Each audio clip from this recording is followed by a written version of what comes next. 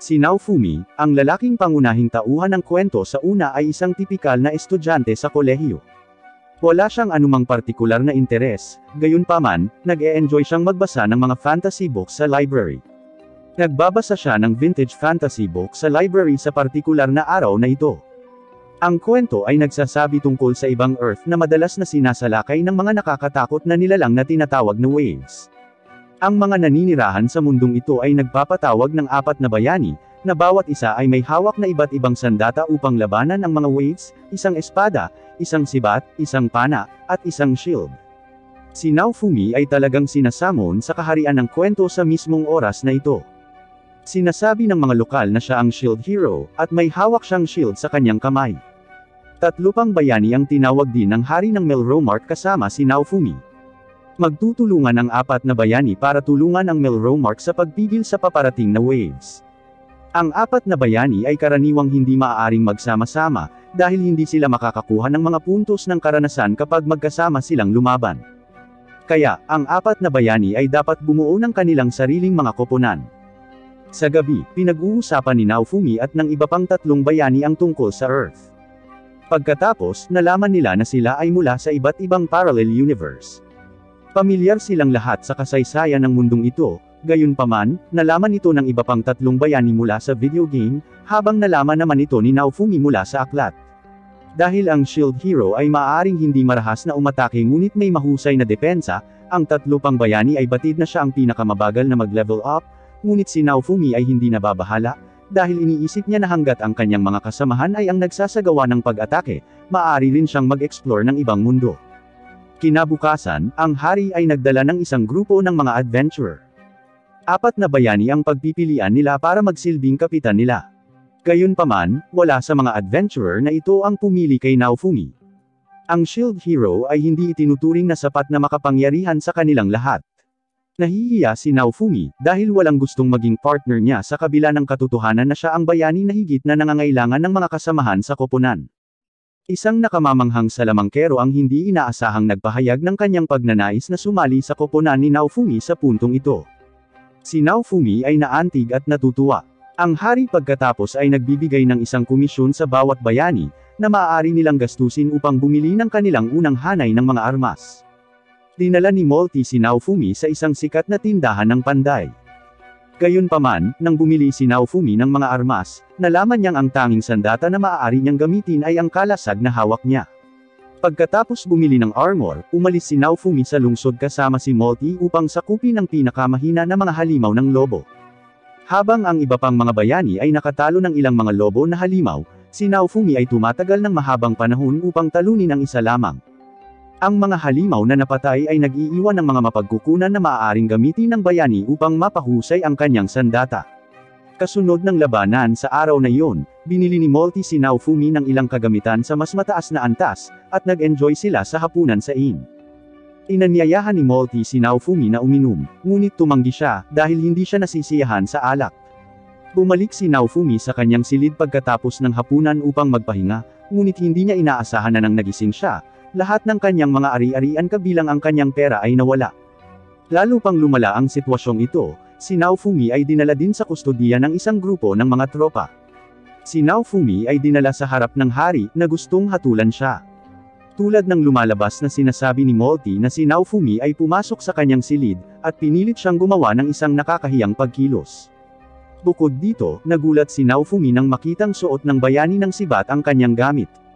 Ipinaalam ng bayani ng sibat kay Naofumi na ibinigay sa kanya ni Molty ang mga ito, at lumilitaw na si Molty ang parehong tao na kumuha ng mga gamit ni Naofumi. Pagkatapos, naunawaan ni Naofumi na nilinlang siya ni Molty para e-frame siya. Walang nag-iisip na si Naofumi ay inaakusahan lamang sa yugtong ito. Nais ni Naofumi na umalis sa mundong ito nang labis na iniisip pa nga niyang bumalik sa Earth. Kinailangan mag-isang maglakbay si Naofumi hanggang sa makumpleto niya ang pagtatalaga ng pagsira sa mga waves, dahil ang paggawa nito ay ang tanging paraan upang makabalik sa Earth. Karaniwan, dapat ipakulong ng hari si Naofumi, ngunit kailangan din niya si Naofumi para tulungan siyang labanan ang mga waves. Kaya, ipinaalam lamang ng hari sa buong bansa na ang bayani ng kalasag ay isang hamak. Si Naofumi ay kailangang mag-isa na lumaban sa Warcraft para mangolekta ng mga materyales. Ngayon ay hinahamak ng buong populasyon ng Melromark si Naofumi na ikinagagalit niya. Ngunit sa kabila nito, hindi siya nakakaramdam ng pagkatalo.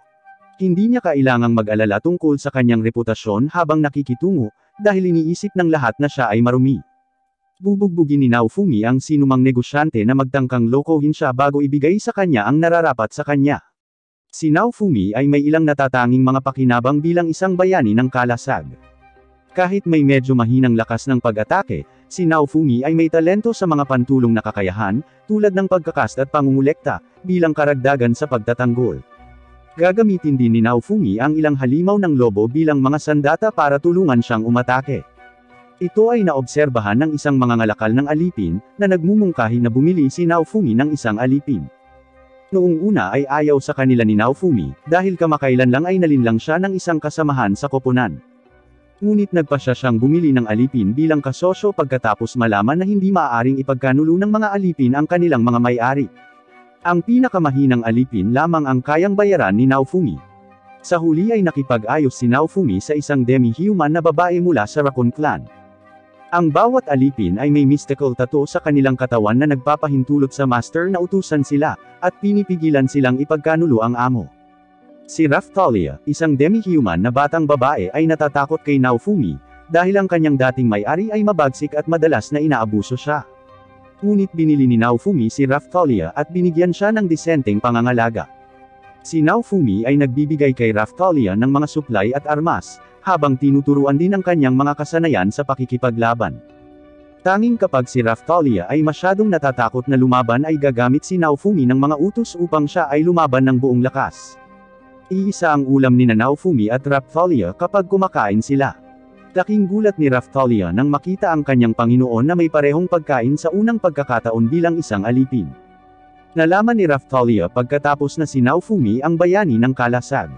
Narinig ni Raphtalia na ipinaliwanag ng kanyang mga magulang na ang bayani ng kalasag ay isang bayani na tinatrato ng maayos ang mga demi-human, sa kabila ng katotohanan na ang iba sa Melromark ay may diskriminasyon laban sa kanila. Hindi na muling makikita ni Naofumi ang kanyang mga magulang, dahil namatay na sila. Sa gabi, paminsan-minsan ay nananaginip si Raphtalia na pinatay ang kanyang mga magulang, at kapag nagising siya na umiiyak, niyayakap at kino-comfort siya ni Naofumi. Nakakuha si Raphtalia ng karanasan sa pakikipaglaban sa ilalim ng patnubay ni Naofumi, at pareho silang nag-level up ni Naofumi. Ang kalasag sa kamay ni Naofumi ay agad na magbabago sa isang bagong kalasag, at magbibigay ng mga bagong kasanayan habang tumataas ang kanyang antas, na nagpapahintulot sa kanya na gumamit ng iba't ibang uri ng mga kalasag. Pagkatapos ay dinala ni Naofumi si Raphtalia sa isang bagong pakikipagsapalaran sa isang minahan na puno ng mga nilalang. Ang mga magulang ni Raphtalia ay pinatay ng mga halimaw na parang aso bago dumating ang mga waves. Dumating sila sa hugis asong halimaw sa minahan minsan pa sa araw na ito. Sa una, magagamit lamang ni Naofumi ang kanyang katawan upang palayasin ang mga pag-atake ng asong halimaw, dahil si Raphtalia ay sobrang takot na makipaglaban sa kanila. Nag-ipon ng lakas ng loob si Raphtalia na sirain ang halimaw na parang aso sa tulong ni Naofumi. Pagkatapos nito, napagtagumpayan niya ang kanyang panloob na takot at nagiging mas malakas. Ang demi-human clan ay kilala sa mabilis na paglaki ng mga miyembro nito habang sila ay nag-level up. Sa kalaunan ay nagbago si Raphtalia mula sa isang maliit na bata tungo sa isang napakagandang dalaga. Si Naofumi at Raphtalia ay naglagay ng maraming pagsisikap sa panahong ito upang kumuha ng mga assignments at kumita ng maraming pera. Nagpalit si Naofumi sa isang mahusay na hanay ng gear, at kahit na ginagawa siyang parang barbarian, ang mga katangian ng kagamitan ay napakahusay. Ang apat na bayani ay dapat magsama-sama sa araw na ito, at maglakbay ng sama-sama mula sa kabisera patungo sa lokasyon kung saan nagtitipon ang mga waves. Lahat ng apat na bayani ay dinadala malapit sa isang lugar makalipas ang ilang sandali. Ilang halimaw ang bumaba mula sa langit upang salakayin ang mga pangkalahatang residente habang ang kalangitan ay naging kulay ng dugo. Sa tuwing may boss na lilitaw sa gitna ng mga waves, ang apat na bayani ay dapat talunin ang boss upang matigil ang mga waves.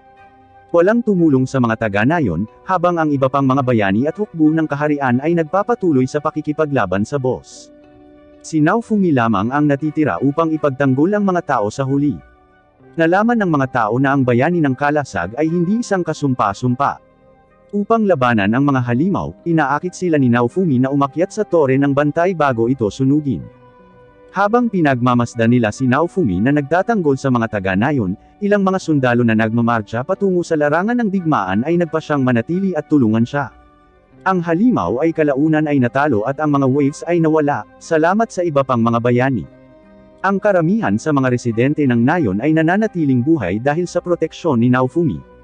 Naantig si Raphtalia sa katotohanan na ang mga bata sa nayon ay hindi nakakaranas ng parehong trahedya gaya ng sa kanya, dahil sa tulong niya at ni Naofumi, na nagbibigay daan sa kanya upang makahanap ng layunin sa buhay.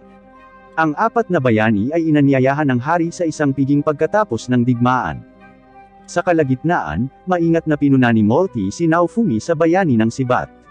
Bilang resulta, ang bayani ng Sibat ay muling namali ang interpretasyon kay Naofumi, sa pag-aakalang tinetrato niya si Raphtalia ng kahindik-hindik dahil siya ay ginawang alipin ni Naofumi. Ang bayani ng Sibat ay nag-aalok ng tunggalian kay Naofumi, at kung ang bayani ng Sibat ang mananalo, tatanggalin ni Naofumi ang tato ni Raphtalia. Hindi pinapansin ni Naofumi ang pang-aasar ng bayani ng Sibat nang magpadala ang hari ng isang tao na humarang sa kanya, at pilitin siyang makipaglaban sa bayani ng Sibat. Magsisimula ang tunggalian, at ang pag-atake ng bayani ng Sibat ay ipinagtanggol ni Naofumi. Ngunit ang lakas ng strike ni Naofumi ay hindi sapat upang madaig ang bayani ng Sibat. Si Naofumi, gayunpaman, ay naglabas ng ilang mga halimaw ng lobo mula sa kanyang balabal. Kahit na hindi matatalo ang bayani ng Sibat sa mga pag-atake ng mga nilalang na ito, maaari siyang mapahamak. Nang ang bayani ng Sibat ay nakulong sa likod ng isang spherical na kalasag ni Naofumi gamit ang isang kulungang spell, hindi niya nagawang ipagtanggol ang sarili at tuluyang nakulong sa bitag. Biglang nag-spell si Molti sa puntong ito para atakihin si Naofumi ng lihim. Nakahanap ng pagkakataon ang bayani ng Sibat, at nanalo sa tunggalian. Tutol si Naofumi sa hari, ngunit nagulat siya nang malaman na si Molti ay anak ng hari. Itinalaga ng hari ang bayani ng Sibat bilang panalo, at pagkatapos ay nagpadala ng isang tao upang alisin ang tato ni Raphtalia. Tubhang nasaktan nito si Naofumi, na nag-aakala na walang pag-aalinlangan na si Raphtalia ay tatalikod sa kanya tulad ng iba. Gayunpaman, tumanggi si Raphtalia na gawin ito, at kusang loob na nagpa siya na manatili kay Naofumi. Labis na naantig si Naofumi kaya niyakap nila ni Raphtalia ang isa't isa ng mahigpit, na nangakong hinding-hindi maghihiwalay. Ang hari ay sinadya upang gantimpalaan ang apat na bayani pagkatapos ng pagkumpleto ng waves, ngunit hindi niya ibibigay kay Naofumi ang kanyang bahagi. Sa kabutihang palad, ang panloloko ng Sibat na bayani sa labanan ay nalantad ng parehong bayani ng espada at bayani ng pana, na napansin na hindi tinatrato ni Naofumi si Raphtalia ng hindi patas. Nakita rin nila si Naofumi na nagtatanggol sa mga taga-nayon. Tinutulungan nila si Naofumi na makakuha ng pera na nararapat sa kanya. Pagkatapos umalis sa palasyo, pumunta sila sa tindahan ng mga ngalakal ng alipin, kung saan muling pinaayos ni Raphtalia ang kanyang magic tattoo na nagpapakilala ng tiwala. Kasunod nito, ginagamit ni Naofumi ang award na pera upang bayaran ang mga ngalakal ng alipin para sa isang magic egg. Maraming iba't ibang mahiwagang alagang hayop kahit ang malalakas na alagang hayop tulad ng mga dragon ay maaaring mapisa mula sa mga mahiwagang itlog. Sa kasamaang palad, ang Philolial, isa pang makapangyarihang mahiwagang alagang hayop ang napisa mula sa mahiwagang itlog ni Naofumi, sa halip na isang dragon. Pinangalanan ni Naofumi ang Philolial na Philo, at dinadala siya sa mga pakikipagsapalaran mula noon. Habang mabilis na lumalaki si Philo, malapit na siyang sakyan ni Naofumi sa mga pakikipagsapalaran. Sa araw na ito, naglalakbay si Naofumi sa isang nayon na ibinigay ng hari sa bayani ng Sibat. Ang bayani ng Sibat ay naniningil ng malaking halaga ng buwis, na nagpapahirap sa mga lokal.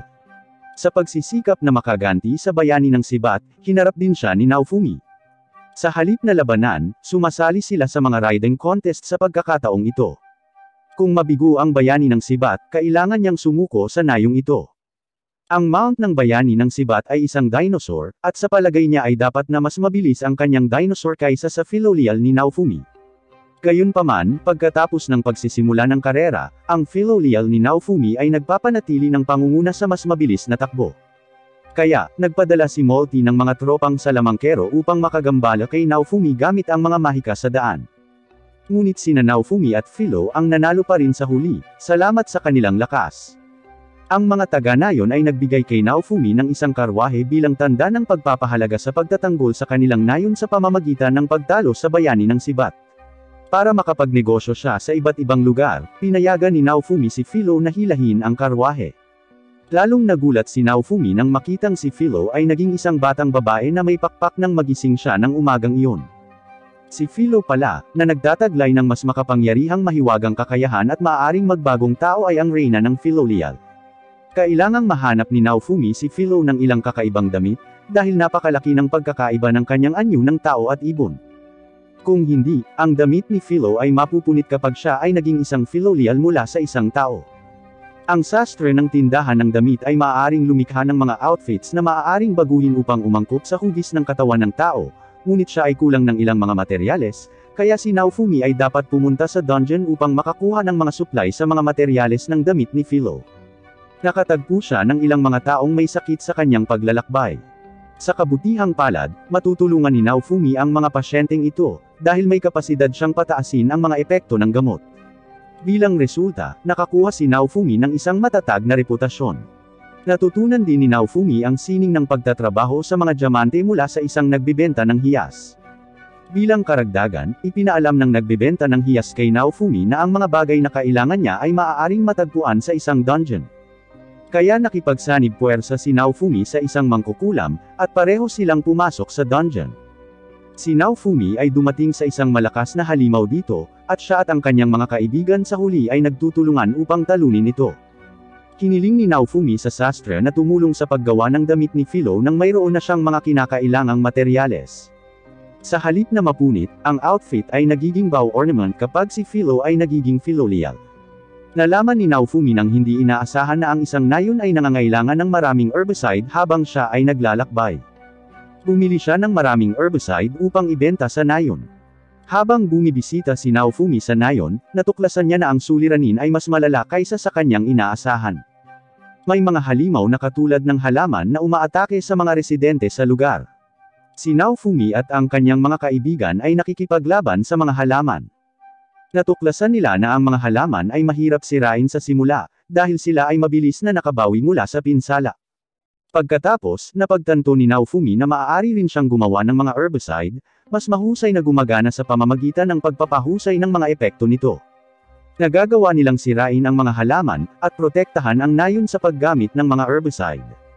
Dumating sila sa isang lungsod na maraming mainit na bukal. Dahil sa murang edad ni Philo, mahusay siyang inaalagaan ni Naofumi. Inaalagaan ni Naofumi si Raphtalia sa ganitong paraan noong hindi pa siya dalaga. Naiinggit si Raphtalia dito, at sinubukang makuha ang atensyon ni Naofumi. Nagpasya si Raphtalia na hanapin ito, at iharap ito kay Naofumi matapos malaman na mayroong isang gemstone sa kagubatan ng kapitbahayan na perpekto para sa mga magkopol. Nagkataon, nalaman ni Philo na ang isang masarap na itlog ng ibon ay matatagpuan sa nakapalibot na kakahuyan, at nais niyang bigyan si Naofumi ng sangkap na ito. Kaya't magkasamang pumunta ang dalawa sa kalapit na kagubatan. Nang nahanap na nila ang hiyas at itlog ng ibon, inaatake sila ng halimaw na baboy ramo. Ang itlog ng ibon at hiyas ay sinisira ng halimaw na baboy ramo, na labis na ikinagalit nila. Kaya naman, magkasamang pinatay ng dalawa ang halimaw na baboy ramo, at ipinagpalit ang katawan nito sa isang malaking pabuya. Bumili sila ng regalo para kay Naofumi gamit ang pabuya, na labis na ikinatuwa ni Naofumi. Bumisita si Naofumi sa isang nayon pagkatapos. Halos lahat ng tao sa lugar na ito ay nahawaan ng salot. Habang si Naofumi ay may hawak na gamot, marami sa mga taga-nayon ang gumaling pagkatapos na bilhin ito mula sa kanya. Gayunpaman, ayon kay Naofumi na nagbibigay ng gamot, nagpapabuti lamang ng ilang kalusugan ito sa mga taga-nayon. Upang ganap na maalis ang sakit, kailangan din niyang pigilan ang pinagmulan nito. Ipinaalam ng lokal na doktor kay Naofumi na habang pinatay ng bayani ng espada ang isang kalapit na dragon noong isang buwan, hindi niya nagawang alisin ang bangkay ng halimaw. Ang bangkay ng dragon ay naglabas ng makapangyarihang lason habang ito ay nabubulok. Ngunit ang mga taga-nayon ay hindi nangahas na itapon ang bangkay, dahil maraming mga halimaw sa pugad ng dragon, na sa wakas ay nagdudulot ng salot. Bumisita si Naofumi sa pugad ng dragon pagkatapos malaman ang tungkol dito. Hindi niya inaasahan na gumagalaw ang bangkay ng dragon. Nang naging zombie ang dragon, sinalakay ng namatay na dragon si Naofumi. Habang sinusubukang iligtas si Naofumi, si Philo ay nilamon ng zombie na dragon. Sa unang pagkakataon, galit na galit si Naofumi kaya na-activate niya ang isang bagong talento na tinatawag na Cursed Shield. Kapag ginamit ni Naofumi ang kakayahang ito, maaari siyang magpakawala ng mapangwasak na mga pag-atake, ngunit dumaranas ng pansamantalang pagkabaliw. Ginagamit ni Naofumi ang Cursed Shield para makapinsala sa Zombie Dragon bago mabawi ang kanyang kamalayan sa mga bisig ni Raphtalia. Dahil sa pakikipag-ugnayan niya kay Naofumi, nagkasumpa si Raphtalia. Buti na lang at buhay pa si Philo. Nahanap niya ang Magic Stone sa tiyan ng Zombie Dragon, at pagkatapos kunin ang Magic Stone, namatay ang Zombie Dragon. Tinapos ni Naofumi ang salot, ngunit nagkasakit si Raphtalia mula sa sumpa. Si Naofumi ay kailangang bumili ng banal na tubig mula sa simbahan ng lungsod, upang magamot ang sakit ni Raphtalia. Bago umalis sa nayon, iniaalok ni Philo ang Magic Stone ng Zombie Dragon kay Naofumi, na sumisiksik nito at nakakuha ng isang malakas na kasanayan sa pag-atake. Nakatagpo ni Naofumi at ng kanyang mga kasama ang isang batang babae habang naglalakbay sila pabalik sa kabisera. Talagang hinahangaan ng dalagang ito si Philo. Nang malaman niyang maaaring maging tao si Philo, lalo siyang natuwa. Nalaman ni Naofumi na ang maliit na batang babae, si Melty, ay nahiwalay sa mga gwardya ng pamilya sa kanyang pagbabalik sa kabisera. Kaya, nagpasya si Naofumi na samahan si Melty sa kabisera. Naging malapit na magkaibigan sina Melty at Philo. Nasanay na si Melty na magpahinga sa mga balahibo ni Philo sa gabi. Hindi nagtagal, natapos na ang paglalakbay, at bumalik si Naofumi sa kabisera kung saan siya nagpaalam kay Melty, at dinala si Raphtalia sa simbahan. Kahit na hinahamak ng mga miyembro ng simbahan si Naofumi, pinagbibilhan pa rin nila siya ng banal na tubig sa pagsisikap na paginhawahin siya. Nang makatagpo ni Naofumi ang bayani ng Sibat, kalalabas lang niya sa simbahan. Ang bayani ng Sibat ay palaging itinuturing si Naofumi bilang isang kontrabida, kaya nang malaman niya na sina Naofumi at Philo ay pumasok sa lungsod, ipinapalagay niya na si Naofumi ay dinukot si Philo. Ang bayani ng Sibat ay muling nakikipaglaban kay Naofumi, na nagdulot ng pinsala sa ilang kalapit na residente. May mga sundalong gustong ihinto ang tunggalian, ngunit sinabi ni Molty na ang tunggalian ay inaprubahan ng hari. Sa oras na ito, biglang sumulpot si Melty at inutusan niya ang mga sundalo na itigil agad ang tunggalian. Doon nalaman ni Naofumi na si Melty pala ay kapatid ni Molty, ang isa pang prinsesa ng Melromark. Nang maglaon, nag-transform si Philo bilang Philo Leal sa harap ng bayani ng Sibat, na inihayag sa kanya na hindi siya isang babaeng tao. Agad na nag-aalangan si Naofumi na magtiwala kay Melty matapos malaman kung sino siya. Si Naofumi ay dati nang maling inakusahan ng hari at ni Molty, kaya naghinala siya sa maharlikang pamilya. Si Melty ay talagang mas malapit sa reyna, at ang reyna ay walang sama ng loob sa bayani ng Kalasag. Pagkatapos ng maraming pagsisikap, ang antas ni Naofumi ay umabot na ngayon sa tuktok ng kasalukuyang propesyon. Kailangan nilang pumunta sa orasan ng simbahan para ma-promote kung gusto nilang patuloy na mag-level up. Ang orasan ay nagsisilbing parehong timer ng waves at isang tool sa advertising. Ngunit ang simbahan ay ipinaalam ng hari na si Naofumi ay hindi maaaring hayaan na mag-level up. Galit na galit, lumabas si Naofumi sa simbahan at nagtanong sa dealer ng alipin tungkol sa mga alternatibong paraan ng pag-level up. Ipinaalam ng alipin kay Naofumi na maaari siyang pumunta sa ibang mga bansa na may parehong orasan, upang makumpleto ito. Gayunpaman, dahil ang pagbisita sa ibang mga bansa ay tumatagal ng maraming oras, at ang mga susunod na waves ay ilang araw na lang, kailangang ihinto ni Naofumi ang plano. Upang bahagyang mapabuti ang pagiging epektibo ng pakikipaglaban ng koponan, kailangan niyang bumili ng ilang kagamitan. Hindi pa man dumarating ang mga waves, mayroon ng malaking tagasunod si Naofumi. Handa silang tulungan ang bayani ng Kalasag, dahil alam nila ang kanyang kabutihan. Nang handa na ang lahat, si Naofumi ang humarap sa pangalawang waves. Inutusan ni Naofumi ang kanyang mga tagasunod na suportahan ang mga kalapit na taga-nayon sa pagtataboy sa mga halimaw, batay sa kaalaman na kanyang nakalap mula sa mga nakaraang waves. Nagkataon lang na ang mga lokal ay may kasamang ilang mga retirado, na may kakayahang ipagtanggol ang nayon. Nang mapansin ni Naofumi na ligtas ang mga taga-nayon, umalis siya sa nayon at naglakbay patungo sa lokasyon ng boss, isang lumulutang na bangka. Ngayon, ang iba pang tatlong bayani ay nakikipaglaban sa mga alagad ng boss, ngunit ang boss ay hindi pa lumalabas kahit ilang beses silang nagtagumpay sa pagpapabagsak sa mga nasasakupan nito. Nagtatalo ang tatlong bayani, at nag-aaway pa nga habang naglalaban. Hindi sila tumitigil sa pagtatalo hanggang sa magpakita si Naofumi. Nang mas masusing suriin ni Naofumi ang barko ng boss, napansin niya ang ilang kakaibang anino. Inaatake ng lahat ang mga anino na ito hanggang sa lumabas ang boss. Sa kasamaang palad, ang boss na ito ay kahawig ng isang nilalang na may hugis ng isang kaluluwa, at bukod kay Naofumi, ang pag-atake ng iba pang tatlong bayani ay lumilitaw na nagdudulot lamang ng kaunting pinsala.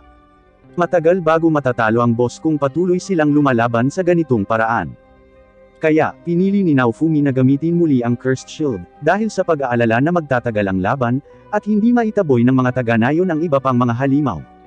Nagkakaroon ng kapangyarihan ang Cursed Shield ni Naofumi pagkatapos ma-ingest ang Magic Stone ng Zombie Dragon, ngunit nagiging sanhi din ito ng pagtindi ng mga side effect ng Cursed Shield. Ang bawat tao'y sumusubok upang labanan ang boss, at umaabala ng ilang oras habang si Naofumi ay nawawala ng kontrol, bilang resulta ng mga side effect. Ang boss ay kasunod na pinatay ni Naofumi gamit ang isang steel cage.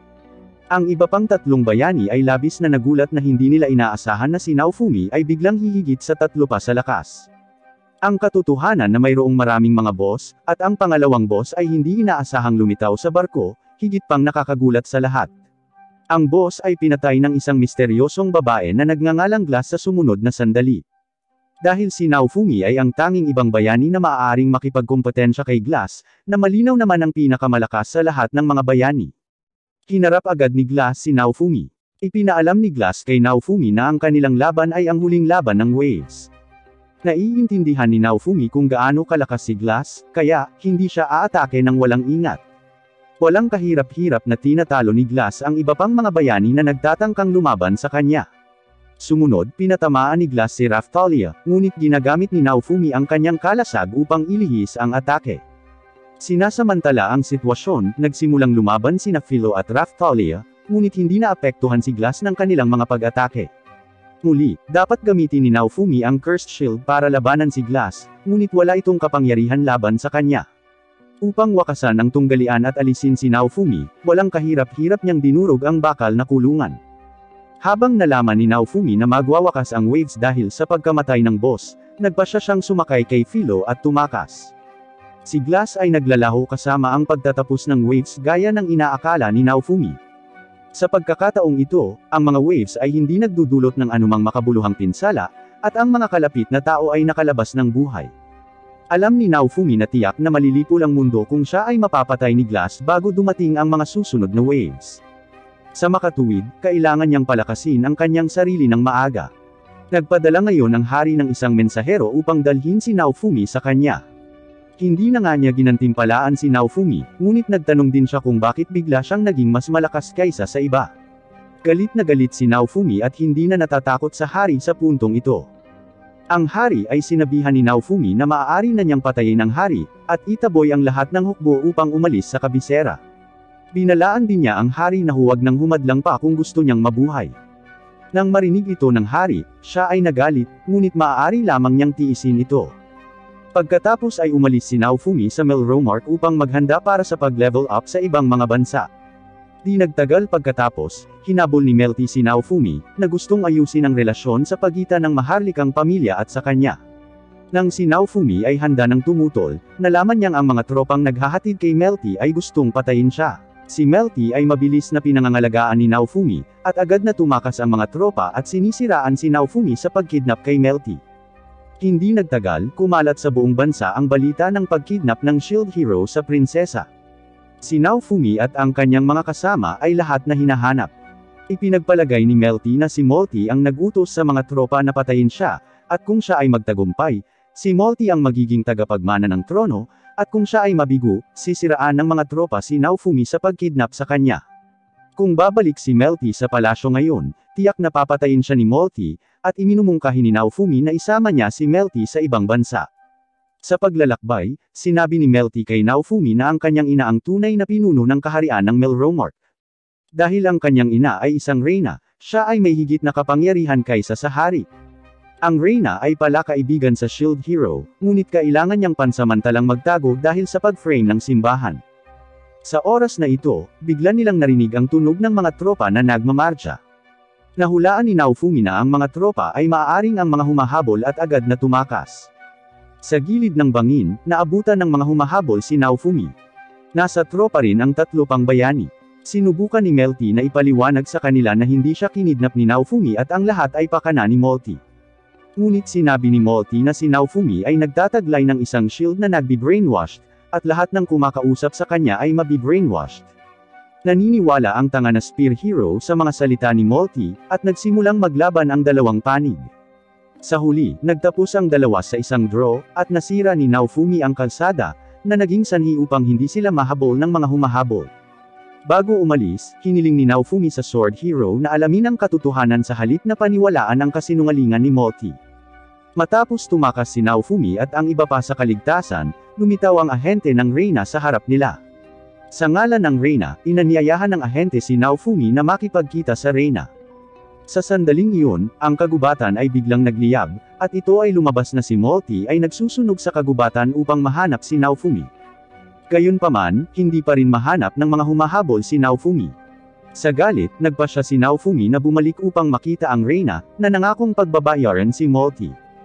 Sinabi ni Melty kay Naofumi na mayroong isang mabait na Panginoon ng lupain sa malapit na maaari nilang hinga ng tulong. Tinatrato ng mabait ng Panginoong ito ang mga demi-human, na bihirang makita sa kaharian ng Melromark. Si Naofumi at ang kanyang mga kasamahan ay nagpalipas ng gabi sa kastilyo ng Panginoon. Gayunpaman, ang Panginoon ay inaresto kinabukasan. Pinaalalahanan ng kanyang kasambahay si Naofumi na tumakas sa lalong madaling panahon. Narinig pala ng kalapit na general na tinanggap ng Panginoon ang Shield Hero at sinira ang kastilyo kasama ang kanyang hukbo. Kinuha ni Naofumi si Raphtalia upang magkasamang magtago. Hinahanap siya ng hukbo ng general, at si Melty, upang mapagtakpan si Naofumi, ay kailangang pumunta sa general, at pagkatapos ay umalis kasama niya. Matapos umalis ang general, nagpasya si Naofumi na humanap ng paraan para iligtas si Melty. Nang makita ni Raphtalia ang general, siya ay nagalit ng husto. Ang general pala ang nagbenta sa kanya sa isang mangangalakal ng alipin. Bukod dito, marami rin ang napatay ng general sa mga kababayan ni Raphtalia. Kaya nagpasya si Naofumi na tulungan si Raphtalia na maghiganti. Matapos arestuhin ng general ang Panginoon, maraming demi-human ang nagalit at nagrebelde sila. Sinamantala ni Naofumi ang pagkakataong ito at pumasok sa kastilyo ng general kasama sina Philo at Raphtalia. Sa oras na ito, balak ng general na pilitin si Melty na ibunyag ang kinaroroonan ni Naofumi. Sinubukan pa niyang saktan si Melty, at sa oras na ito, dumating si Naofumi kasama si Raphtalia upang iligtas si Melty. Pagkatapos nito, nagpasya si Raphtalia na personal na talunin ang general at ipaghiganti ang kanyang mga kababayan. Noong bata pa si Raphtalia, may matalik siyang kaibigan. Lumaki silang nakikinig sa alamat ng Shield Hero, at mahal nilang lahat ang bayani. Gayunpaman, sa isang wave, ang kanilang nayon ay nawasak ng mga halimaw. Nang maglaon, nilayo ni Raphtalia at ng kanyang mga kababayan na muling itayo ang kanilang tahanan. Ngunit inatake sila ng walang hiyang general na ito kasama ang kanyang hukbo. Pinatay ng general ang maraming demi-humans at ibinenta ang lahat ng mas batang demi-humans sa mga ngalakal ng alipin. Ngayon ay sapat na ang lakas ni Raphtalia. Tinalo niya ang general sa isang tunggalian at ipinaghiganti ang kanyang mga kababayan. Pagkatapos ay dumating si Raphtalia sa piitan ng general, kung saan nakakulong pa rin ang marami sa kanyang mga kababayan. Iniligtas ni Raphtalia ang kanyang mga kababayan, ngunit ang kanyang matalik na kaibigan ay pinatay na ng general. Tiniyak ni Naofumi kay Raphtalia at sa kanyang mga kababayan na tutulungan niya silang muling itayo ang kanilang tinubuang bayan upang ang lahat ng demi-human ay mamuhay ng masaya doon. Nang umalis si Naofumi at ang iba pa sa piitan, binasag ng malubhang na sugatan na general ang isang selyo, kung saan nagmula ang isang dinosaur. Tinapakan ng dinosaur ang Maharlika hanggang mamatay, at pagkatapos ay inaatake si Naofumi. Napakalakas ng dinosaur kaya naisip ni Naofumi na kahit matalo nila ang dinosaur, magbabayad sila ng malaki. Kung lalaban sila sa lungsod, magdudulot ito ng maraming sibilyan na casualty. Kaya nagpasya si Naofumi na tumakas muna at lumaban kapag dumating ang tamang pagkakataon. Inaakit nila ang dinosaur sa isang lawa at nilalabanan ito. Ang dinosaur ay gumagalaw ng napakabagal, ngunit ang balat nito ay napakatigas, at ang mga pag-atake ni Naofumi at ng iba pa ay hindi maaaring maging sanhi ng anumang pinsala sa dinosaur. Sa sandaling ito, biglang lumitaw ang isang makapal na ulap sa paligid. Maraming Philolial ang tumakbo palabas ng kagubatan, at pagkatapos ay isang malaking Philolial ang lumipad palabas ng tubig. Kinikilala ni Melty ang Philolial bilang Reyna ng mga Philolial. Sinipa ni Queen Philolial ang dinosaur at pagkatapos ay pinatay ang dinosaur sa isang iglap. Si Reyna Filolial, tulad ni Philo, ay maaaring maging tao. Ayon sa alamat, si Queen Filolial, na pinalaki ng dating shield hero, ay isa sa pinakamalakas na nilalang sa mundo. Inaanyayahan ni Reyna Filolial si Naofumi at ang kanyang mga kasama na bisitahin ang tinubuang bayan ng mga Filolials, kung saan nagluluto si Naofumi ng maraming lutuin at nag-iimbita ng maraming Filolial na tikman ng magkasama.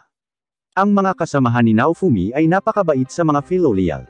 Ngunit sa kalagitnaan ng gabi, hiniling ni Queen Filolial kay Naofumi na makipagkasundo sa iba pang 3 bayani, kung hindi, papatayin niya ang lahat ng mga bayani, kabilang si Naofumi. Naniniwala pala si Reyna Filolial na kapag nagsanib puwersa ang 4 na bayani, maililigtas nila ang mundo. Kung patuloy silang mag-aaway sa isa't isa, malamang na mawawasak ang mundong ito. Ang pagpatay sa kasalukuyang 4 na bayani at pagsasamon ng mas nagkakaisa ay maaaring mas magandang opsyon. Ngunit si Naofumi ay hindi naintindihan at na-frame ng ilang beses ng iba pang 3 bayani, at hindi siya handang makipagtulungan sa kanila kahit paano. Naniniwala siya na kaya niyang iligtas ang mundo ng mag-isa. Kaya nag-aalok si Queen Filolial na labanan si Philo, at kung makapasa si Philo sa pagsusulit, maniniwala siya sa mga salita ni Naofumi. Ang lakas ni Philo ay nakasalalay sa lakas ng kanyang amo, si Naofumi. Daan-daang taon nang nabuhay si Reyna Filolial, at imposibleng matalo siya ni Philo. Ngunit nanalo pa rin si Philo sa pag-aproba ni Reyna Filolial sa kanyang malakas na kalooban at lakas. Sa wakas ay inamin ni Queen Filolial na may potensyal si Naofumi na iligtas ang mundo nang hindi nangangailangan ng 3 pang bayani. Binigyan din niya ng korona si Philo, ibig sabihin, si Philo na ang susunod na reyna ng mga Filolial.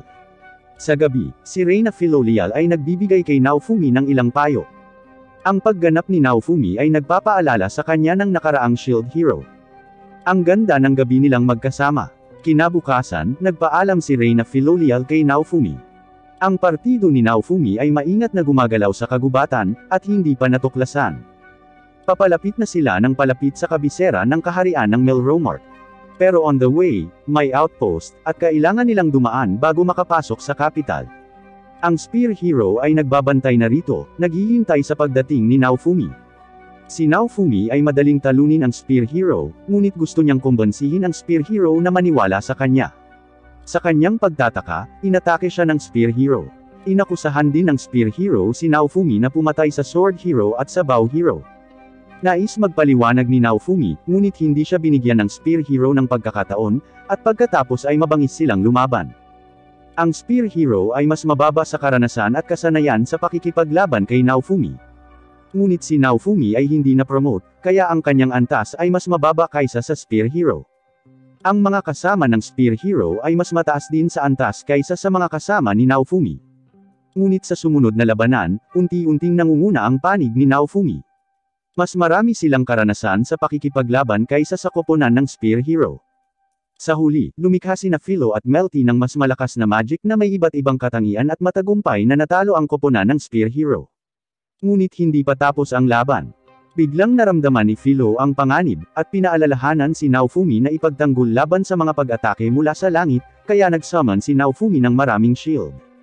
Sa susunod na segundo, bumagsak ang meteorite rain mula sa langit. Sa kabutihang palad, naghanda ng maaga si Naofumi, kaya walang namatay sa ulan ng meteorite. Sa oras na ito, lumilitaw ang Pope sa harap nila. Ngayon lang pala ang pag-atake ay ipinadala ng Pope. Nagulat si Molty dahil kakampi niya ang Pope. Ngunit sa katunayan, gusto lang ng Pope na gamitin si Molty para maalis si Naofumi. Batay sa doktrina, itinatakwil ng simbahan ang demi-humans, habang ang Shield Hero ay napakabait sa demi-humans, kaya gusto ng Pope na tapusin si Naofumi mula pa noong una. Ang lahat ng mga sabwatan na nangyari kay Naofumi ay sanhi ng simbahan.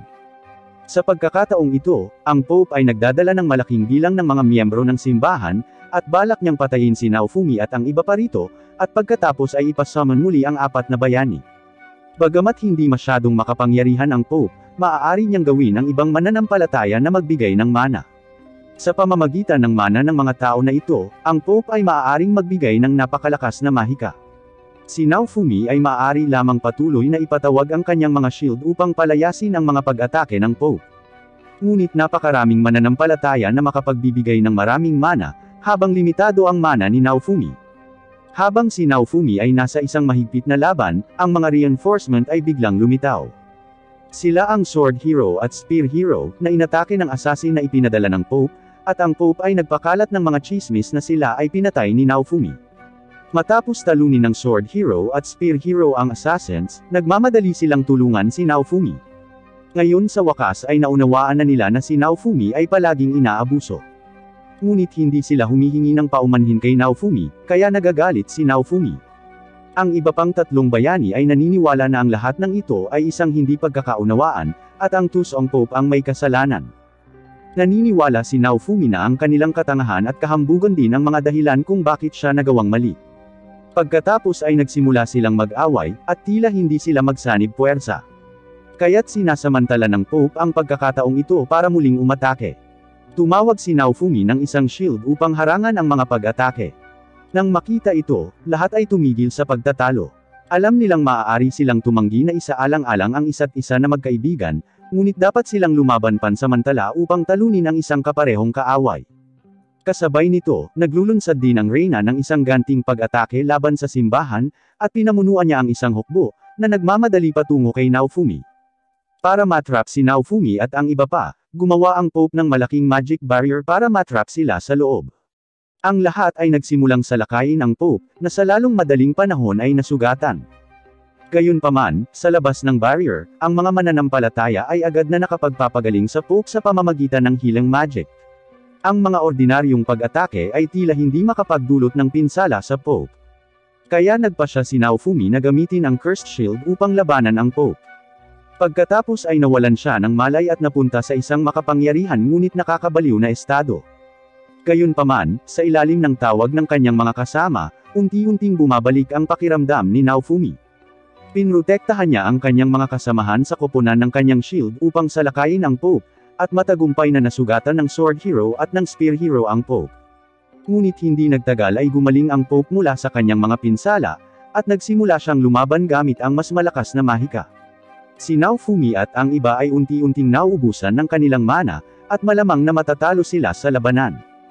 Sa sandaling iyon, dumating ang Reyna at ang kanyang hukbo, at pinagyelo ng Reyna ang Pope gamit ang mahika.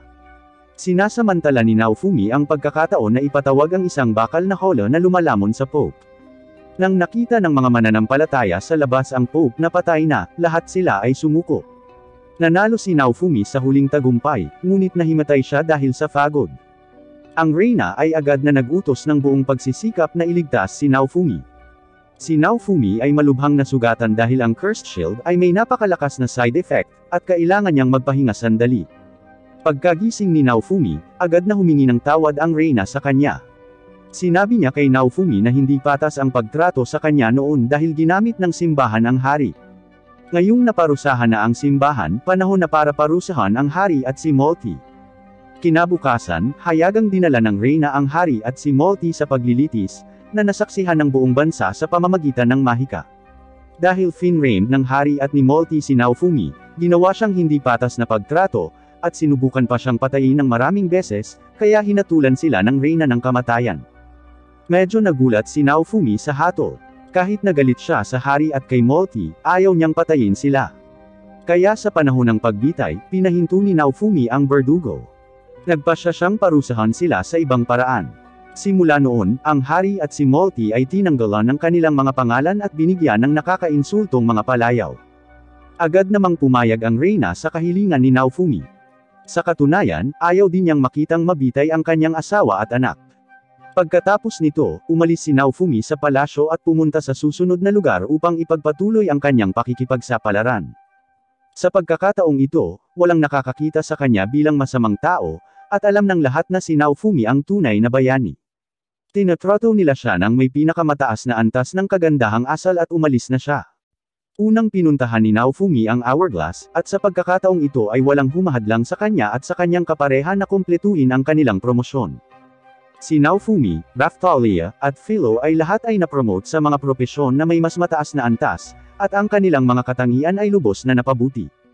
Pagkatapos, maglalakbay si Naofumi sa isang isla na may 3 iba pang bayani, dahil ang mga espesyal na lugar ay lilitaw sa isla sa mga araw na ito, at maaari silang makakuha ng dobleng mga puntos ng karanasan kung papatayin nila ang mga halimaw sa mga lugar na ito.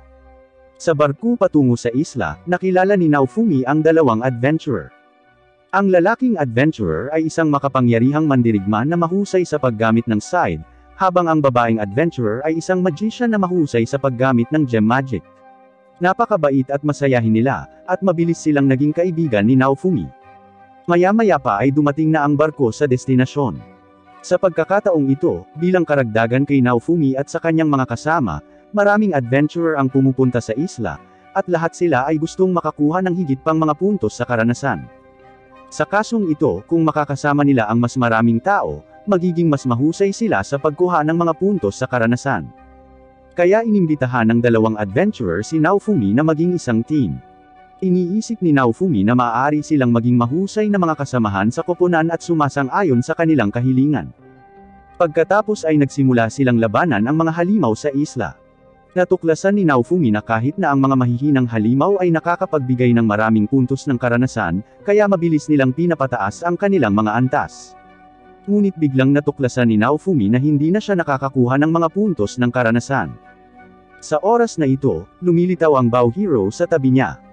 Ito ay lumalabas na ang mga bayani ay hindi maaaring maging masyadong malapit, kung hindi sila makakakuha ng mga puntos ng karanasan. Kaya binago ni Naofumi ang mga lokasyon upang magpatuloy sa pakikipaglaban sa mga halimaw. Sa gabi, nakakuha sila ng maraming puntos at materyales sa karanasan. Matapos makita ng dalawang adventurer si Naofumi sa gabi, pumunta sila sa tavern para sa hapunan.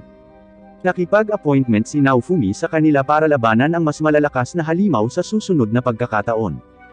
Kinabukasan, pumunta si Naofumi sa ibang isla kasama nila. Ang mga halimaw dito ay makapangyarihan, ngunit ang dalawang adventurer ay mas malakas. Madali nilang natalo ang isang malaking bilang ng mga halimaw. Ito ay labis na ikinagulat ni Naofumi, dahil ang kanilang lakas ay nahihigitan pa ang iba pang tatlong bayani. Pagkatapos ng isang araw ng pakikipaglaban, kumbinsido si Naofumi na hindi sila mga ordinaryong adventurer. Ngunit mayroon silang magagandang karakter, na nagpapasaya kay Naofumi. Pagkatapos nito, nagpaalam si Naofumi sa kanila. Dahil ilang araw silang nakipaglaban, nagpasya si Naofumi na magpahinga kasama ang kanyang mga kaibigan. Ngunit habang nagpapahinga sila sa tabi ng dagat, biglang nakakita si Philo ng isang misteryosong relic sa ilalim ng dagat. Pagkatapos ay sumisid si Naofumi kasama ang kanyang mga kasama sa ilalim ng dagat, at nagulat sila nang makitang mayroon ding isang hourglass. Bukod dito, ipinapakita ng hourglass countdown na magkakaroon ng wave sa islang ito sa loob ng 2 araw. Bilang tugon sa wave na ito, mabilis na nag-organisa ang reyna ng isang hukbo. Ang lahat ay nasa isang barkong pandigma at naghihintay sa dagat para sa pagdating ng wave. Napansin ni Naofumi na ang dalawang adventurer ay lumitaw din sa dagat, ngunit medyo kakaiba ang kanilang mga ekspresyon. Hindi nagtagal, dumating ang wave, at maraming halimaw ang lumitaw sa kalangitan. Hindi napakahirap para sa hukbo na harapin ang mga halimaw na ito dahil nakapaghanda na sila. Ang mga sundalo ay nagtatapon ng mga espiritu sa dagat, at maraming mga halimaw ang nahuhulog sa estado ng pagkalasing kapag sila ay pumasok sa tubig, na naging sanhi ng kanilang lakas sa pakikipaglaban na manghina. Sa pagkakataong ito, ang boss ay isang kakaibang isda na may sungay, at ito ay tila hindi apektado ng mga espiritu. Si Naofumi ang may pananagutan sa pag-akit sa kakaibang isda, habang inaatake ito ng iba. Ngunit hindi kayang sirain ng kanilang mga atake ang katawan ng kakaibang isda. Kasabay nito, ang ilang mga fishmen sa mga halimaw ay nagsimulang umatake, at si Melty ay halos kaladkarin ng fishman sa dagat. Sa kritikal na sandali, iniligtas ng dalawang adventurer si Melty, at pagkatapos ay nagtutulungan sila ni Naofumi upang patayin ang boss. Gayunpaman, pagkatapos patayin ang boss, ang labanan ay hindi pa tapos, at ang tunay na labanan ay nagsisimula pa lang. Ang dalawang adventurer ay biglang nagdeklara ng digmaan kay Naofumi at sa iba pa. Mga bayani rin pala sila, pero galing sila sa ibang mundo. Ang lalaking adventurer ay ang vassal side hero. Ang babaeng adventurer ay hindi isang bayani, ngunit isang kasamahan ng vassal side hero.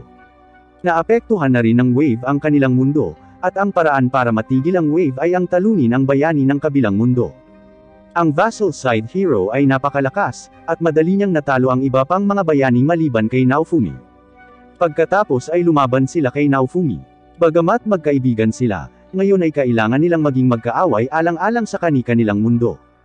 Pagkatapos ng matinding laban, nauwi sa tabla ang dalawa. Sumama rin sa laban si Glass. Siya pala ang Vassal Fan Hero, isa sa mga kasamahan ng Vassal Side Hero.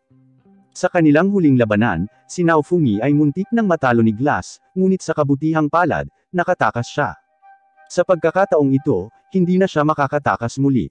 Si Glass ay mas malakas kaysa sa huling pagkakataon, ngunit si Naofumi ay may mas malaking pag-unlad. Pinakiusapan ni Naofumi ang kanyang mga kasamahan sa pagharap sa Vassal Side Hero, habang nakikipaglaban siya kay Glass. Matapos ma-promote si Naofumi, may bagong kakayahan ang kanyang shield na kayang lamunin ang mana ng kalaban. Ang kakayahan ni Glass ay gumamit ng mga life point bilang mana, kaya napakalakas ng kanyang magic. Ngunit ang bagong kasanayan ni Naofumi ay nangyayari na malampasan ang kakayahan ni Glass. Gayunpaman, nagtatapos pa rin si Glass sa isang draw laban kay Naofumi. Kaya't nagpasya siyang i-cast ang isa sa kanyang pinakamalakas na kakayahan upang maubos ang kanyang mga punto sa buhay. Pagkatapos i-cast ni Glass ang kasanayang ito, mamamatay siya o si Naofumi. Sa sandaling iyon, ang kasamahan ng Bow Hero, si Rishia, ay nagbigay ng tulong kay Naofumi. Nagtapon siya ng maraming espiritu sa kalangitan, at agad na binasag ni Naofumi ang Bariles. Si Glass ay agad na basang-basa sa espiritu, at siya ay nahulog sa isang lasing na estado at sa huli ay nabigo sa kanyang pinakamalakas na kakayahan. Nang maglaon, natapos ang wave, at ang labanan sa pagitan ni Naofumi at ng mga bayani mula sa ibang mundo ay hindi nagpasya kung sino ang nanalo. Ngunit alam ng lahat na sa susunod na wave, lilitaw muli ang mga bayani ng ibang mundo. Pagkatapos ng labanang ito, si Rishia ay tinalikuran ng kanyang mga kasamahan sa koponan dahil sa pagtulong kay Naofumi. Kaya sumali si Rishia sa team ni Naofumi, at nagkakaroon siya ng magic tattoo at nagiging miyembro ng harem ni Naofumi. Pagkatapos ng wave na ito, ang Reyna, upang gantimpalaan si Naofumi, ay nagnanais na bigyan siya ng teritoryo. Sa halip na pumili ng matabang lugar, pinili ni Naofumi ang isang barren, dahil ang lugar na ito ay tahanan ni Raphtalia. Nawasak ito sa isang wave, at maraming demi-human ang nawalan ng tirahan. Ninanais ni Naofumi na muling itayo ang lugar upang mas maraming demi-human ang mabubuhay ng maligaya magpakailanman. Pagkatapos, patuloy nilang binabantayan ang pagpapanumbalak ng nayon. Nakakuha din sila ng mga bagong kakampi, at isa sa kanila ay si Eclair Siete, ang anak ng isang maharlika na pinili ni Reyna Mirelio upang bantayan ang isang demi-human-friendly province. Sa ngayon, mukhang maayos naman ang takbo. Sinimulan ni Naofumi ang kanyang araw sa pamamagitan ng paglalakad sa nayon habang sinusubaybayan ang mga pagkukumpuni. Nang makita niya si Rishia, na nagsasanay sa burol, nagulat sila sa paglitaw ng mga familiar na paniki na sinusubukang salakayin ang mga taga-nayon. Si Naofumi at ang kanyang mga kasamahan ay sumugod sa residential area upang iligtas ang mga residente. Ngunit naunang nakarating sina Raphtalia at Philo at madaling nilipol ang mga paniki. Nang subukan ni Naofumi na alamin kung saan nanggaling ang nilalang, nakita niya ang isang nakakagulat na bagay tungkol sa countdown ng wave na biglang huminto sa hindi malamang dahilan. Kasabay nito, naramdaman ni Naofumi at ng kanyang mga kasama ang isang napakakatakot-takot na aura, na nagmula pala sa isang misteryosong halimaw. Makalipas ang ilang araw, ipinatawag ni Reyna Mirelia ang 4 na cardinal heroes sa kanyang palasyo. Pinag-usapan nila ang paglitaw ng mga familiar na paniki, na tila hindi lamang umatake sa Lurlona Village. Ang iba pang mga bayani ay sumasang-ayon kay Naofumi, na naniniwala na ang mga familiar na paniki ay hindi ang mga dimensional na halimaw na kanilang nakaharap. Pagkatapos ay ibinunyag ni Queen Mirelia ang isang halimaw na kilala bilang Spirit Tortoise na nagising at nagsimulang magalit sa ilang teritoryo. Ipinapalagay niya na ang paglitaw ng mga familiar na paniki ay nauugnay sa paggising ng Spirit Tortoise, at humingi ng tulong sa mga bayani upang maiwasan ang isang mas malaking sakuna sa pamamagitan ng pagsira sa Spirit Tortoise. Gayunpaman, tinanggihan ni Kitamura at ng iba pang 2 bayani ang kahilingan ni Reyna Mirelia. Ikinatwiran nila na sila ay ipinatawag sa kabilang mundong ito upang harapin ang mga bagay na may kaugnayan sa wave at wala ng panahon para asikasuhin ang anumang bagay. Pagkaalis ng 3 sa silid, nanatili roon si Naofumi at nagpas siyang tumulong sa paglutas ng problema. Hindi nagtagal, ipinaliwanag ni Reyna Mirelia na ang Spirit Tortoise ay nasa malayong silangan na kaharian. Gayunpaman, hinulaan niya na ang Spirit Tortoise ay maaaring magtungo sa kanilang kaharian sa lalong madaling panahon, kaya hinihiling sa kanila na maghanda upang labanan ang halimaw na nasa harapang linya. Pagkatapos, dinala ni Naofumi sina Raphtalia, Philo, at Rishia para bumili ng kanilang mga armas at kagamitan. Di nagtagal, iminungkahi ni Raphtalia na gumamit si Rishia ng espada bilang sandata. Dahil palaging walang silbi at pabigat lamang ang nararamdaman ni Rishia, dinala siya ni Raphtalia upang makilala si Bulokos, ang mangangalakal ng alipin, at iminumungkahi na siya ay maging alipin ni Naofumi, kaya makakakuha siya ng kaunting kapangyarihan mula sa Shield Hero, na maaaring makapagpataas ng malaki sa kanyang lakas ng bayani. Gayunpaman, ayaw pilitin ni Naofumi ang iba na maging alipin niya maliban kung gusto ng tao. Nakapagtataka, hindi iniisip ni Rishia ang pagiging alipin niya dahil gusto niyang maging mas malakas, kaya kikilalanin ni Etsuki ang kanyang mga kakayahan at patutunayan sa kanya na siya ay maaasahan. Nang marinig iyon, sinabi ni Naofumi kay Rishia na mula ngayon, sasanayin niya ito habang sinasanay niya ang kanyang mga kasama, at hiniling na ihinto ang pagtingin sa sarili ng mababa. Nang sumunod na araw, sinimulan ni Naofumi at ng kanyang grupo ang kanilang paglalakbay patungo sa kaharian ng Spirit Tortoise sa malayong silangang rehiyon. Nang halos marating na nila ang mga hangganan ng teritoryo ng kaharian ng Spirit Tortoise, nagpasya si Naofumi na magpahinga sandali bago magpatuloy sa kanyang paglalakbay. Nang gabing iyon, si Philo, na nakikipag-usap kay Fitauria, pagkatapos ay naghatid ng mensahe mula sa kanya, na tinatalakay ang 4 na Cardinal Heroes na hindi magkasundo. Isang opsyon na dati nilang napag-usapan ng magkasama. Malinaw pa ring natatandaan ni Naofumi ang mga salita ni Fitauria tungkol sa isang mundo na nangangailangan ng sakripisyo, ngunit hindi pa rin niya naiintindihan kung bakit sa tingin niya ay may kaugnayan ang pagpipili ang iyon sa Spirit Tortoise. Si Naofumi at ang kanyang mga kasama ay nagpatuloy sa kanilang paglalakbay, kung saan ang mga residente ay tila nagmamadaling tumakas patungo sa isang mas ligtas na lugar upang maiwasan ang pag-atake ng Spirit Tortoise. Hindi nagtagal, lumitaw ang mga familiar na paniki at ilan pang halimaw at agad na inatake ang mga residente.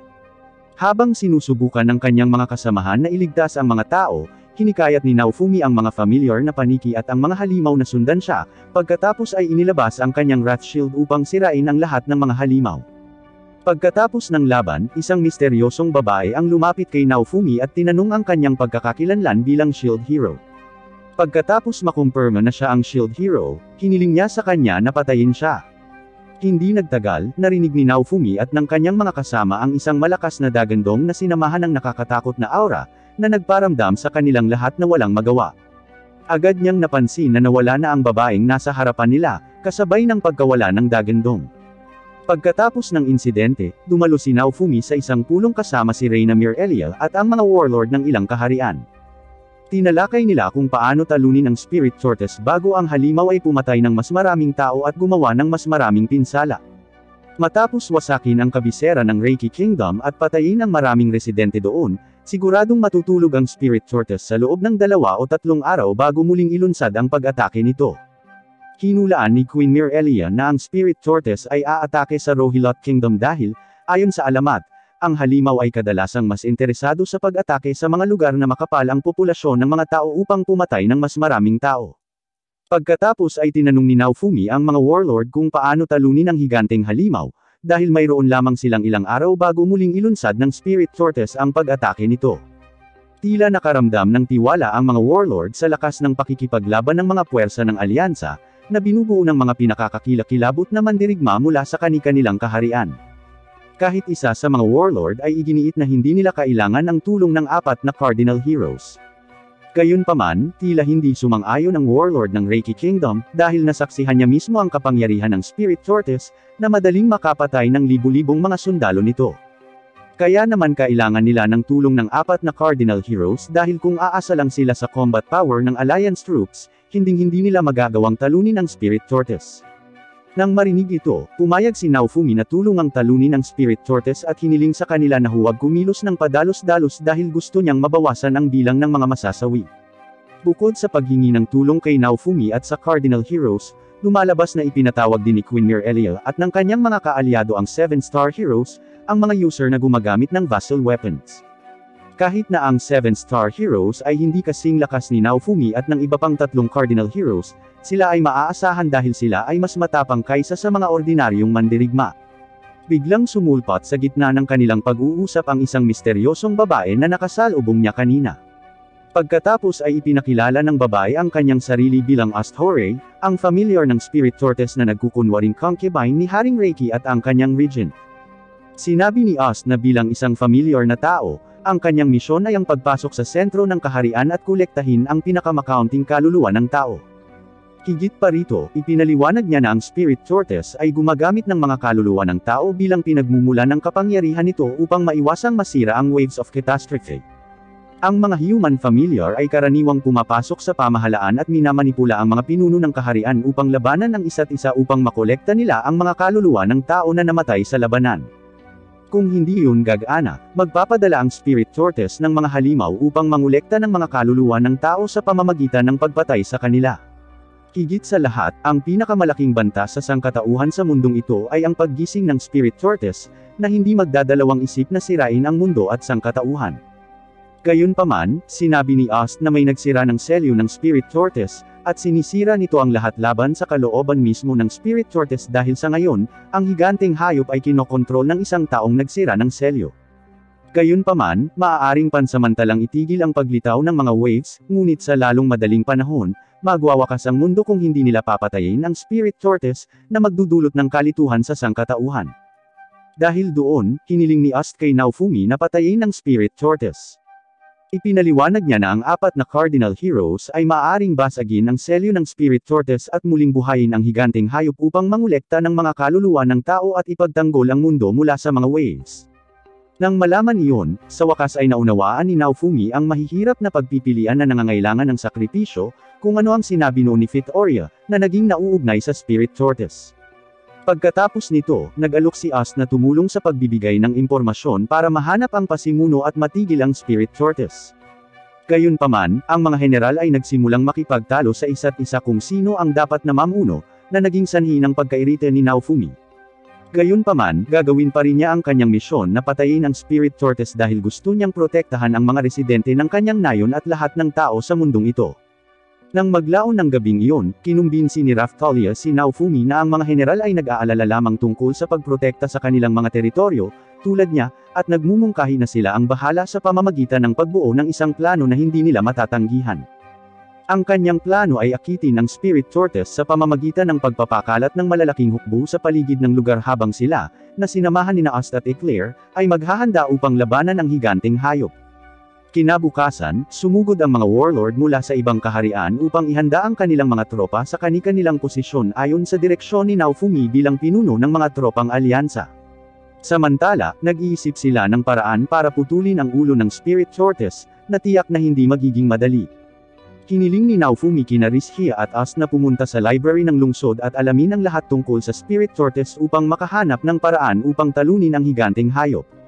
Nang sa wakas ay nagsimula na ang labanan, agad na sumugod si Eclair at ang kanyang hukbo sa kinaroroonan ng Spirit Tortoise, nakakagising lang mula sa kanyang pagtulog.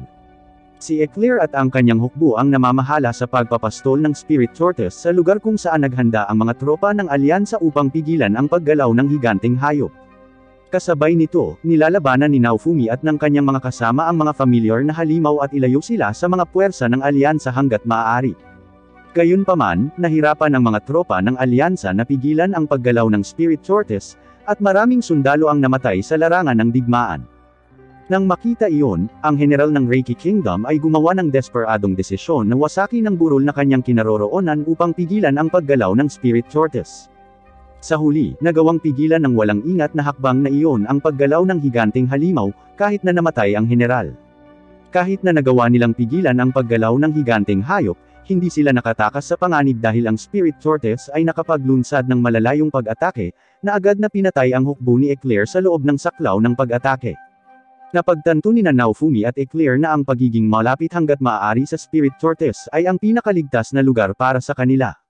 Dahil doon, inutusan niya ang kanyang hukbo na magpatuloy sa paglipat patungo sa higanteng hayop at kay Naofumi at sa kanyang mga kasama.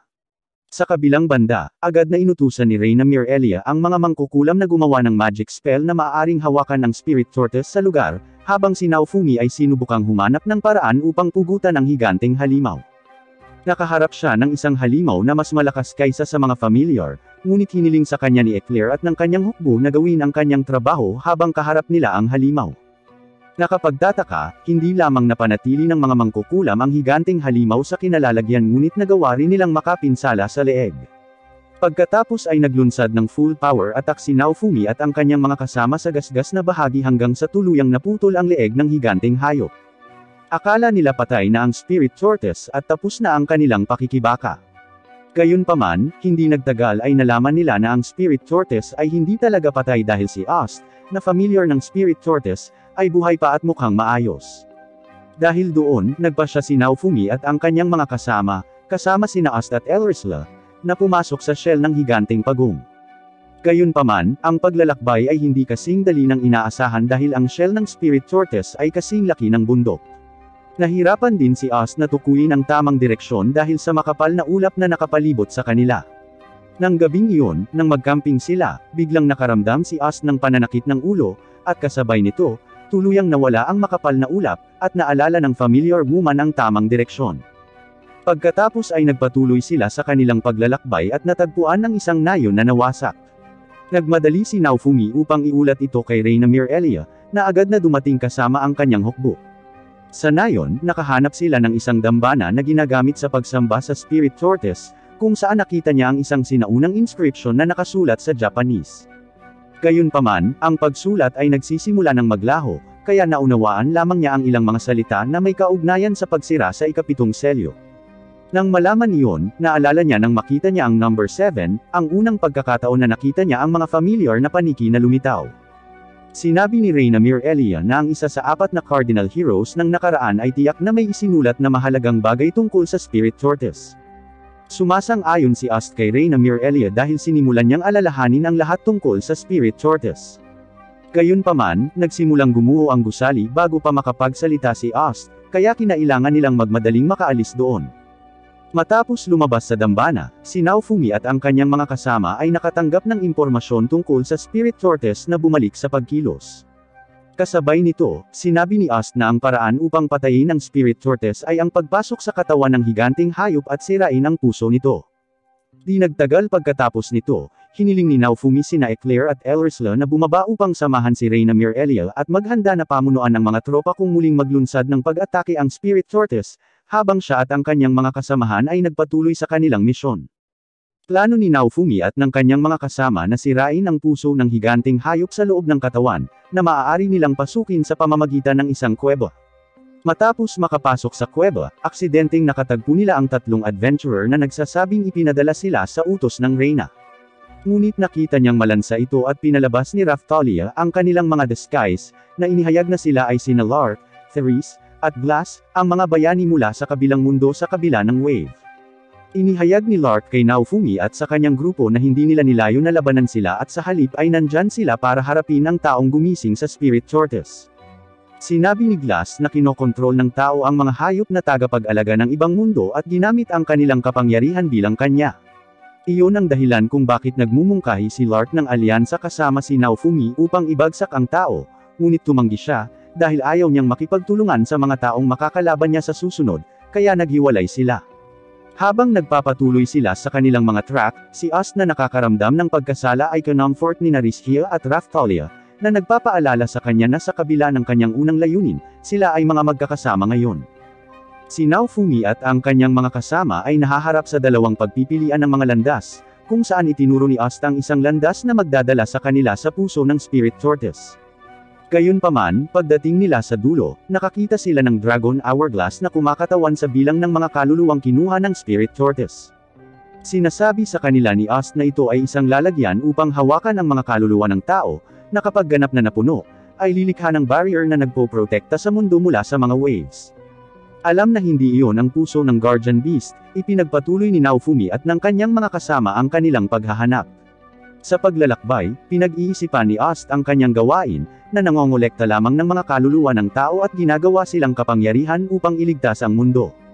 Gayunpaman, matapos makita ang mga taong lumaban sa tabi niya, nagsimulang isipin ni Ast na dapat niyang protektahan ang kanilang mga kaluluwa, hindi patayin sila. Dahil doon, nagilty siya sa kanyang pakay. Ang bahagi ng anime na ito ay nagpatuloy kay Naofumi at ng kanyang mga kasama, na sa wakas ay naabot ang puso ng Spirit Tortoise, kung saan sila ay nahaharap sa isang ilusyon ng taong responsable sa lahat, si Kyo Ethnina, ang may hawak ng book vessel weapon, na nagtangkang tuyain si Naofumi ni walang pakundangang pagbanggit sa 3 pang bayani. Si Naofumi at ang kanyang mga kasama ay matagumpay na nawasak ang puso ng Spirit Tortoise. Gayunpaman, hindi pa rin nawawala si Ast, na humahantong sa karagdagang pagkalito. Si Ast, nang ganap na nabawi ang kanyang mga alaala, ay dinadala sila sa kaibuturan ng Spirit Tortoise. Nakatagpo nila ang tunay na Kyo sa base ng mga operasyon, na nangungut siya sa kanila dahil hindi nila tinahak ang madaling ruta para pigilan ang pagong sa pamamagitan lamang ng pagpatay kay Ost. Lumalabas, hindi lang siya isang familiar kundi isang pisikal na pagpapakita ng mismong Spirit Tortoise. Samantala, ang Spirit Tortoise ay lumilitaw na ganap na nakabawi at muling nabuo at naghahanda na maglunsad ng pag-atake sa mga tropang alyansa. Nang malaman ito, sinabi ni Ost kay Naofumi at sa kanyang mga kasama na ang tanging paraan upang patayin ang higanting hayop ay ang pagpatay sa kanya, kasama ang pagsira sa ulo at puso ng Spirit Tortoise. Pagkatapos ay ibinunyag ni Kyo sa mga kasamahan ni Naofumi na nahuli niya ang iba pang 3 bayani at ginamit ang kanilang mga banal na sandata bilang dagdag na pinagmumulan ng kapangyarihan upang kontrolin ang Spirit Tortoise. Hindi nagtagal dumating si Lark at ang kanyang koponan at sumama sa mga kasama ni Naofumi sa pakikipaglaban kay Kyo. Ngunit ginagamit ni Kyo ang gravity magic ng pagong para ipin silang lahat sa lupa. Siya ay bumugbog at sinaway si Naofumi dahil sa kanyang kawalang silbi. Nakapagtataka, kayang labanan ni Rishia ang gravity spell dahil sa kanyang likas na kakayahang makabisado, at labanan si Kyo. Nang sumunod na araw, dumating si Fitauria sa larangan ng digmaan upang tulungan si Reyna Mirelia at ang kanyang hukbo na harapin ang mga pag-atake ng Spirit Tortoise. Gayunpaman, hindi ganap na may seguo ni Fitauria ang kanyang kapangyarihan, ngunit dapat niyang protektahan ang mga ito habang sinusubukang talunin ang higanting hayop. Nang malaman iyon, inutusan ni Reyna Mirelia ang lahat ng tropa na umatras upang may seguo ni Fitauria ang kanyang buong kapangyarihan sa labanan. Kasabay nito, pinamamahalaan ni Naofumi na palayain sila mula sa gravity magic at pagkatapos ay inutusan si Philo na magmadali kasama si Lark at ang kanyang koponan upang sirain ang puso ng Spirit Tortoise. Pagkatapos, pinalaya ni Rishia ang 3 bayani mula sa kanilang pagkakakulong, habang ang ulo at puso ng Spirit Tortoise ay matagumpay na nawasak sa parehong oras. Sa kabila nito, isinagawa ni Kyo ang kanyang backup na plano upang protektahan ang core gamit ang kanyang natitirang soul magic. Inaasahan ito, plano ni Naofumi na tapusin siya gamit ang Shield of Wrath, ngunit nalaman niyang hindi niya ito magagamit dahil sa hindi pagdadala ng puot na kinakailangan. Gayunpaman, nagawa niyang i-unlock ang Spirit Tortoise Heart Shield, at pilit itong ginagamit ni Ost para sirain ang core, na pinapatay ang Tortoise. Mukhang hindi masyadong nababahala si Kyo sa pagkatalo ng Spirit Tortoise dahil tila, inilipat niya ang mga natitirang kaluluwa na dinala ng higanting hayop sa isang lalagyan at pagkatapos ay tumakas sa kanyang mundo, kasama si Lark at ang kanyang koponan matapos na mangakong matatalo si Kyo at ibalik ang mga ninakaw na kaluluwa sa mundong ito. Nang malaman iyon, ang isang namamatay na si Ost ay nagbigay kay Naofumi at sa kanyang mga kasama ng kakayahang maglakbay sa pagitan ng ibang mga mundo at sundan sila. Sa kanyang pagkamatay, umaasa si Ost na maipanganak siyang muli bilang kanilang kasama, habang ang mga labi ng Spirit Tortoise ay nagbabalik ng buhay sa mga wasteland. Matapos makapasok sa isang dimensional na portal sa ibang mundo, natuklasan ni Naofumi na siya ay nasa bilangguan kasama si Rishia, at si Raphtalia, na bumalik sa kanyang orihinal na anyo, ay naging isang maliit na batang babae. Daking gulat niya nang malaman na silang 3 ay bumalik sa level 1, na nagpapaliwanag kung bakit naging maliit na babae si Raphtalia. Dahil wala si Philo, nagpasya si Naofumi na hanapin muna siya habang itinataas ang kanilang level para makalaban nila si Kyo.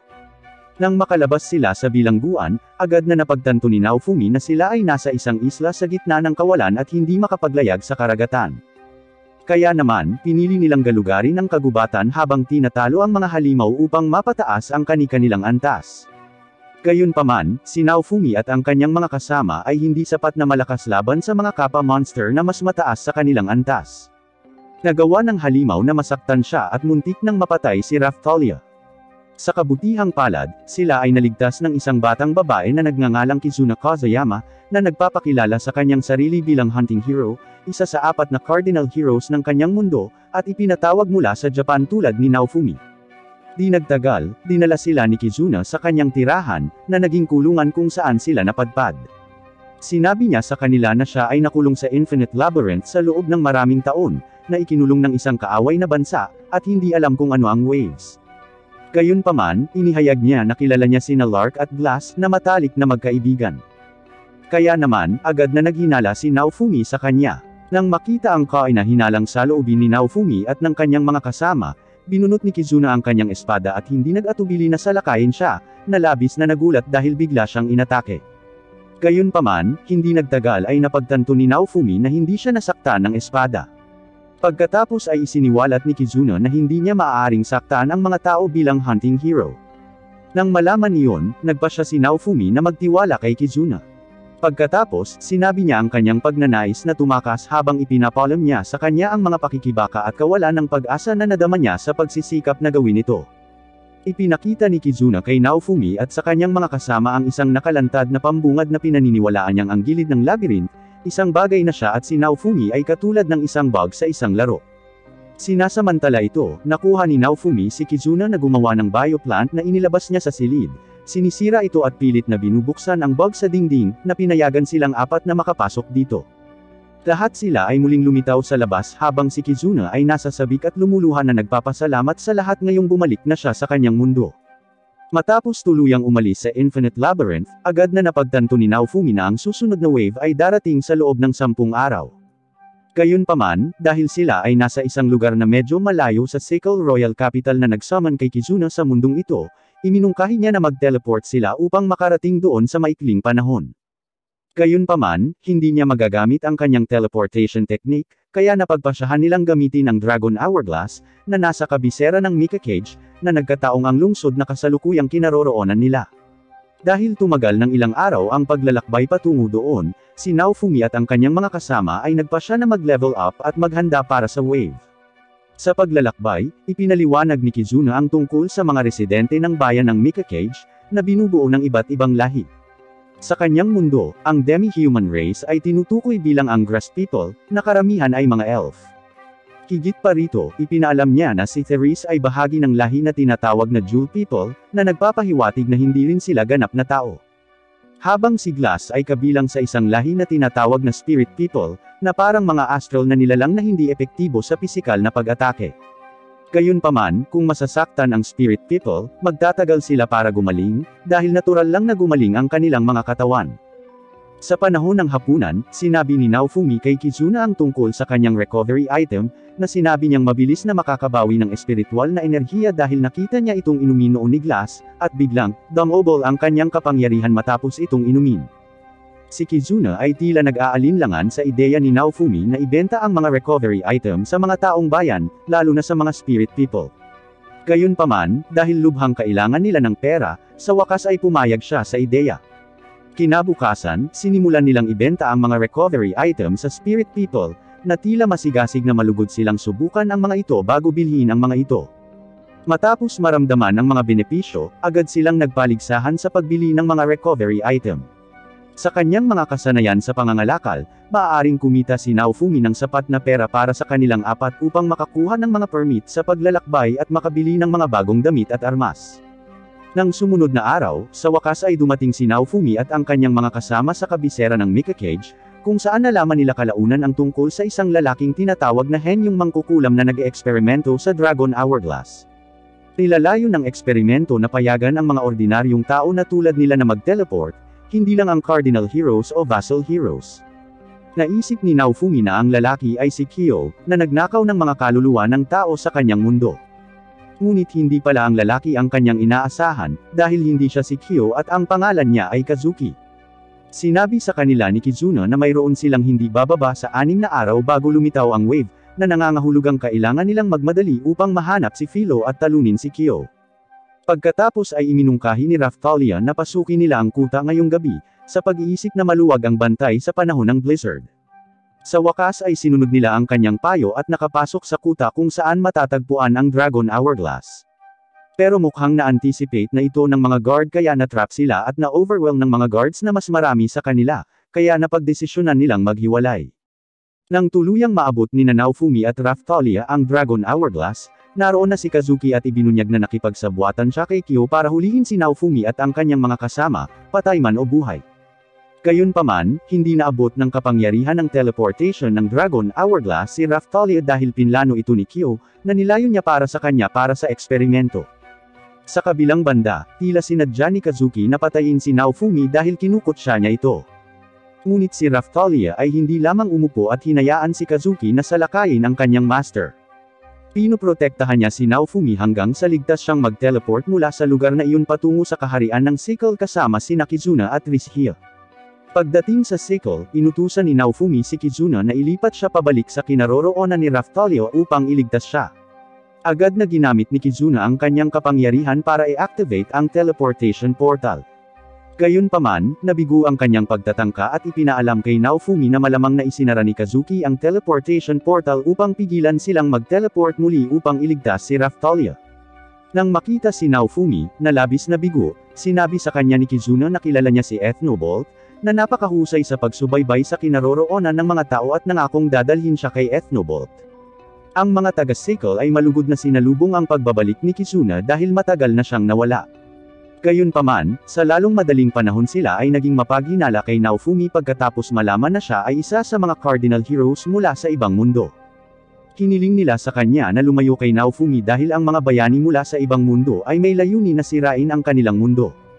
Nang marinig ito, hindi ito itinanggi ni Naofumi dahil nilayo ni Glass at ng kanyang mga kasama na sirain ang kanyang mundo para iligtas ang kanilang mundo. Sa wakas ay nakita ni Naofumi si Ethnobolt, ang may hawak ng boat vessel weapon. Upang mahanap si Raftalia, lumikha si Ethnobolt ng Shikigami para sa kanya mula sa buhok ni Raftalia, na nagresulta sa isang maliit na nilalang na Tanuki na kasama nila.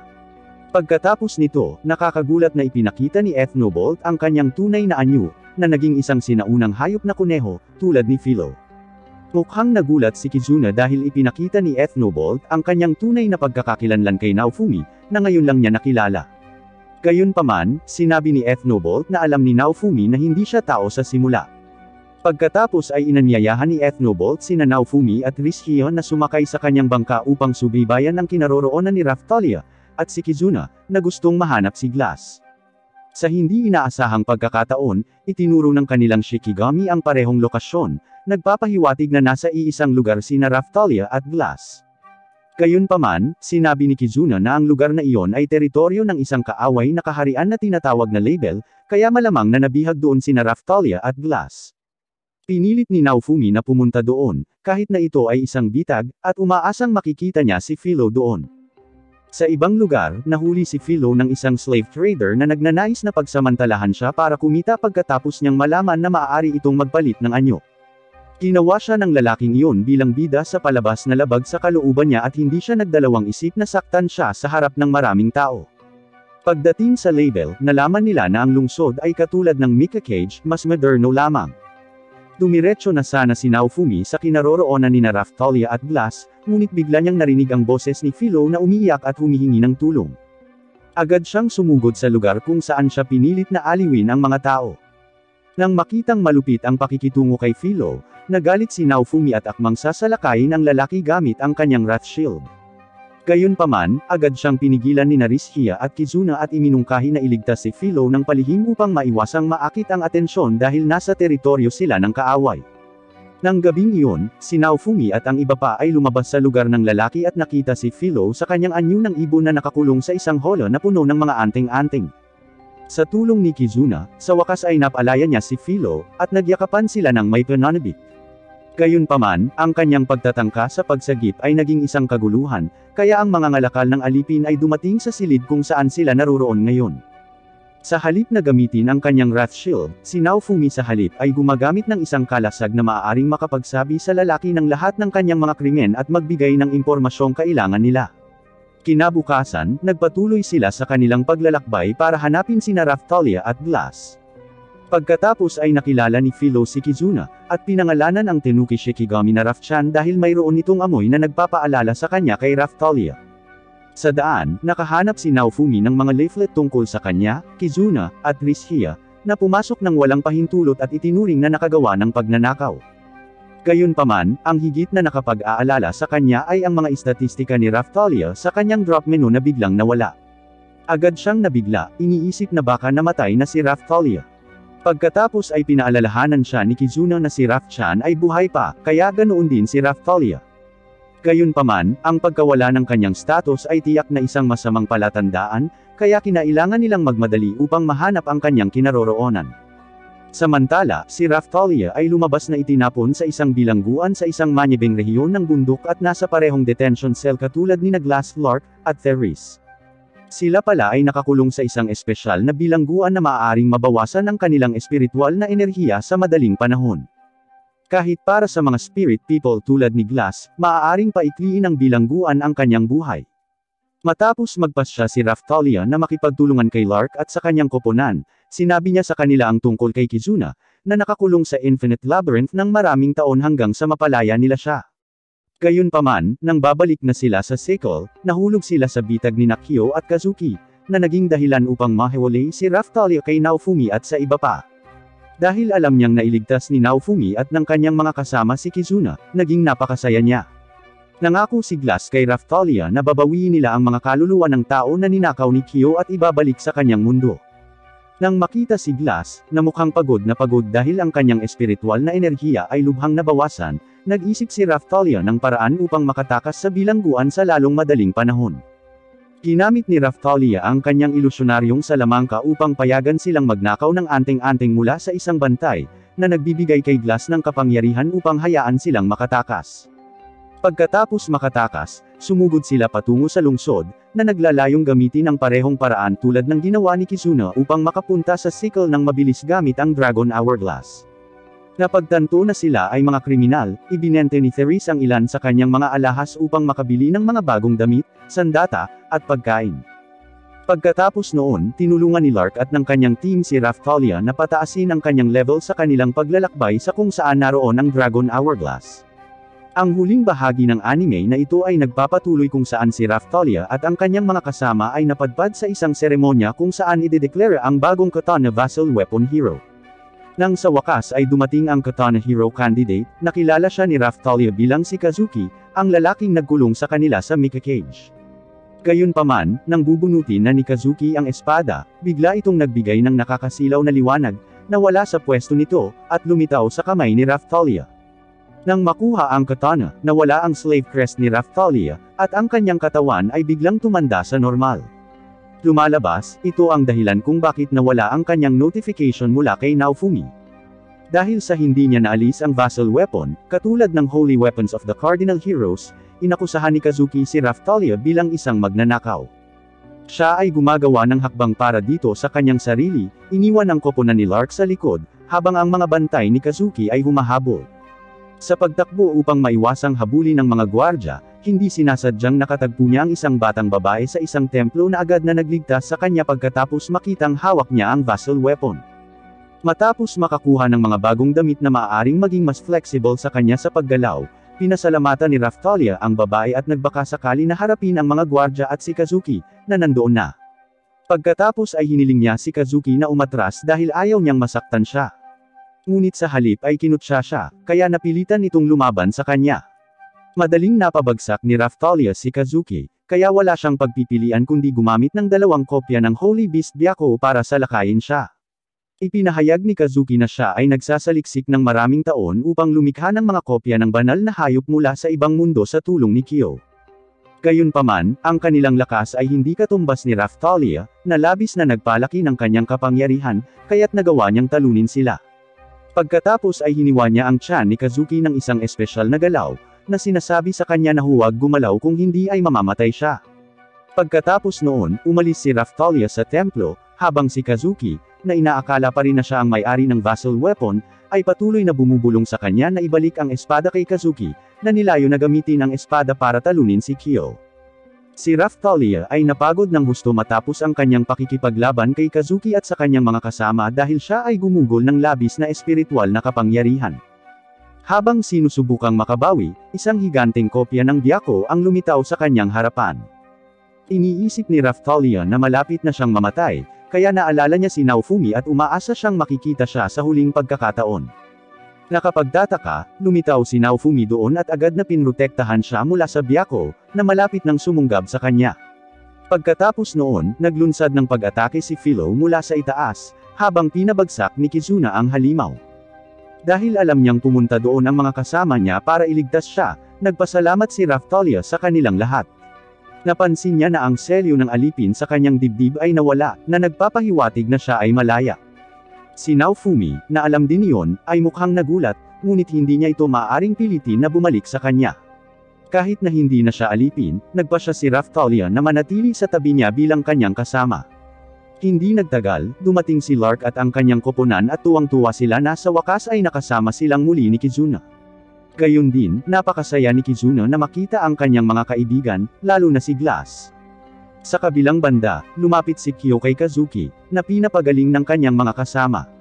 Ipinahayag niya ang kanyang pagkabigo kay Kazuki, na nabigo ang kanyang plano, at inisip si Kazuki bilang isang walang kwentang tao. Si Kazuki, na nakaramdam ng hindi pagsang-ayon na ininsulto siya ni Kyo, pagkatapos ay gumalaw sa kanyang lugar, at kaagad siyang namatay dahil sa nakamamatay na pag-atake ni Raphtalia na nauna nang tumama sa kanyang katawan. Pagkatapos ng kamatayan ni Kazuki, isang babaeng may berdeng buhok na nagngangalang Yamogi ang lumitaw sa likod ni Kyo at nagtanong tungkol sa mga susunod na hakbang na dapat nilang gawin patungo kina Naofumi at Raphtalia.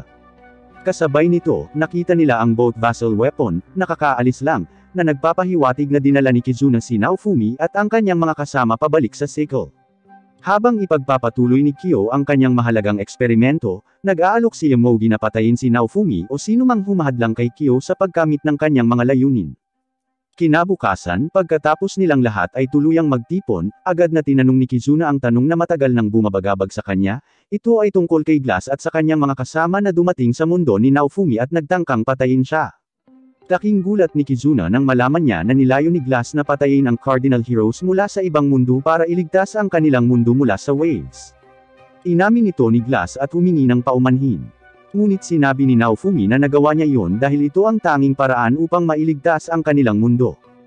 Hindi itinanggi ni Naofumi na magiging parang si Glass din siya kung, sa katunayan, ang pagpatay ng ilang tao ang tanging paraan upang mailigtas ang buhay ng marami. Gayunpaman, iginiit ni Kizuna na siguradong mayroong isa pang paraan upang mailigtas ang magkabilang mundo ng hindi nagpapatayan. Pagkatapos ay nag-aalok siya na makipagtulungan sa kanya upang humanap ng paraan habang sinusubukan nilang talunin si Kyo at makuha ang kapangyarihan ng Spirit Tortoise na ninakaw ni Kyo.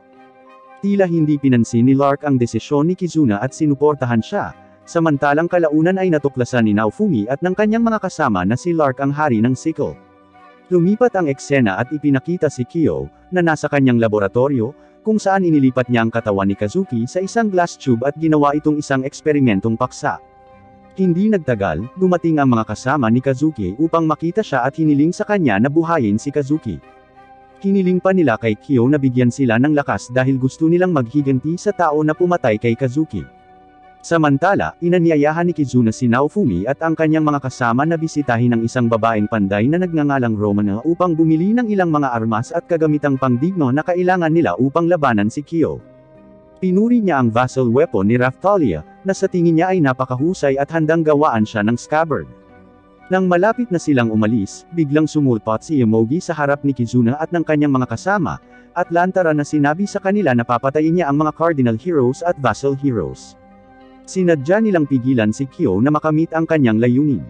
Si Philo ang unang lumaban kay Yamogi at agad na napagtanto na ang kanyang kapangyarihan ay hindi dapat maliitin. Pagkatapos ay inatake ni Kizuna si Yamogi gamit ang kanyang espada, na nagpapatunay na hindi niya kayang saktan ang mga tao. Habang si Raphtalia at ang iba ay nakikipaglaban kay Yamogi, napagmasdan ni Naofumi ang espada ni Yamogi, na nakita niyang kakaiba.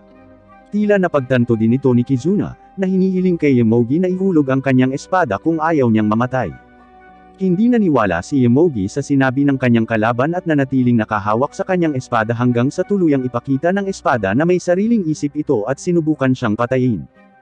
Nang makita ito, sumugod si Kizuna upang iligtas si Yamogi habang sinubukan itong sirain ni Naofumi at ng iba pa.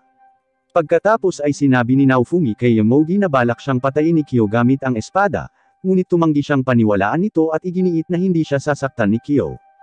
Higit pa rito, isiniwalat ni Yamogi na ang lahat ng ginawa ni Kyo ay para lamang sa isang marangal na layunin, ang pagtigil sa mga waves.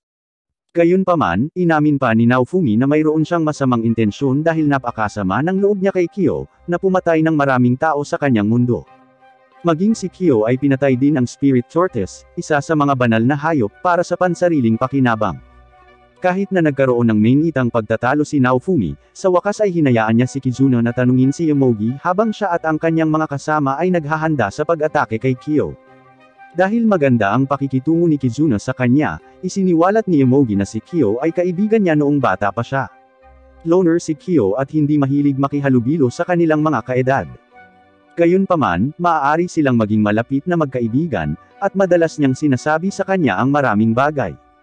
Sa ngayon, iniisip ni Emogi na ginagawa lang ni Kyo ang kanyang makakaya para protektahan sila sa pamamagitan ng paghahanap ng paraan para pigilan ang waves.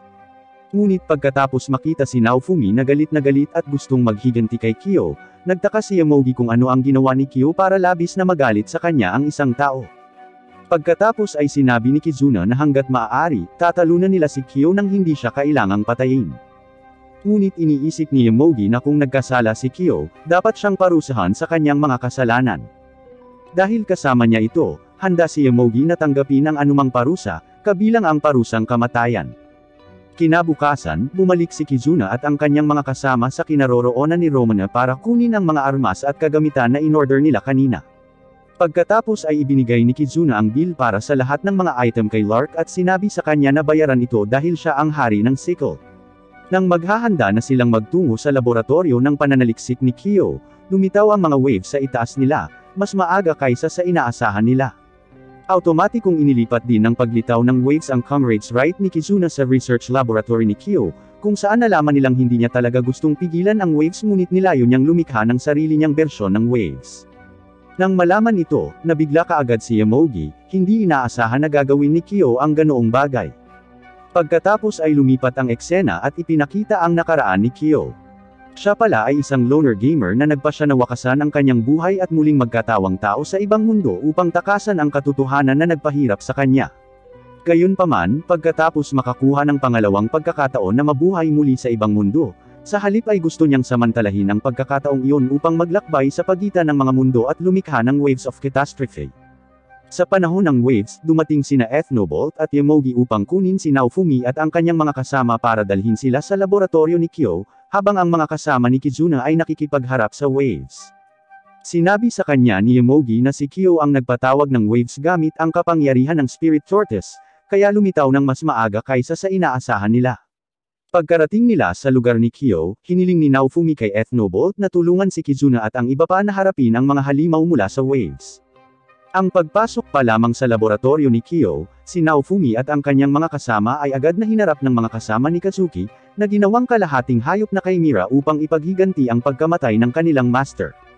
Pagkatapos ay humakbang si Raphtalia sa pag-atake at nagawang madaling ibagsak ang mga kasama ni Kazuki gamit ang isang hiwa ng espada, habang ginamit ni Naofumi ang kanyang shield upang sirain ang espadang kumakain ng kaluluwa, na pagkatapos ay nabasag ang bahagi ng kisame sa loob ng lab. Di nagtagal pagkatapos, lumitaw si Kyo at ipinahayag na binuhay niya si Kazuki gaya ng hiniling ng kanyang mga kasama. Gayunpaman, inihayag ni Emogi na ang kaluluwa sa loob ng katawan ni Kazuki ay hindi ang kanyang kaluluwa. Gayunpaman, ang kaluluwa ay pag-aari ng Mirror Vassal Hero, na naiulat na nawala noong nakaraan at tila inagaw ni Kyo upang maging isang eksperimentong paksa. Sa madaling salita, ang nasa harapan nila ay homunculus ni Kyo.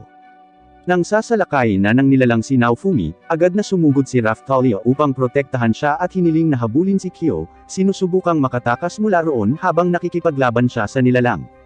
Sinabi ni Raphtalia na naririnig niya ang boses ng Mirror Hero, na nagmamakaawa sa kanya na palayain ang kanyang kaluluwa. Ipinaalam ni Emogi na ang vassal weapons ay aalingaw sa isa't isa kung magkalapit sila, kaya't naririnig ito ni Raphtalia.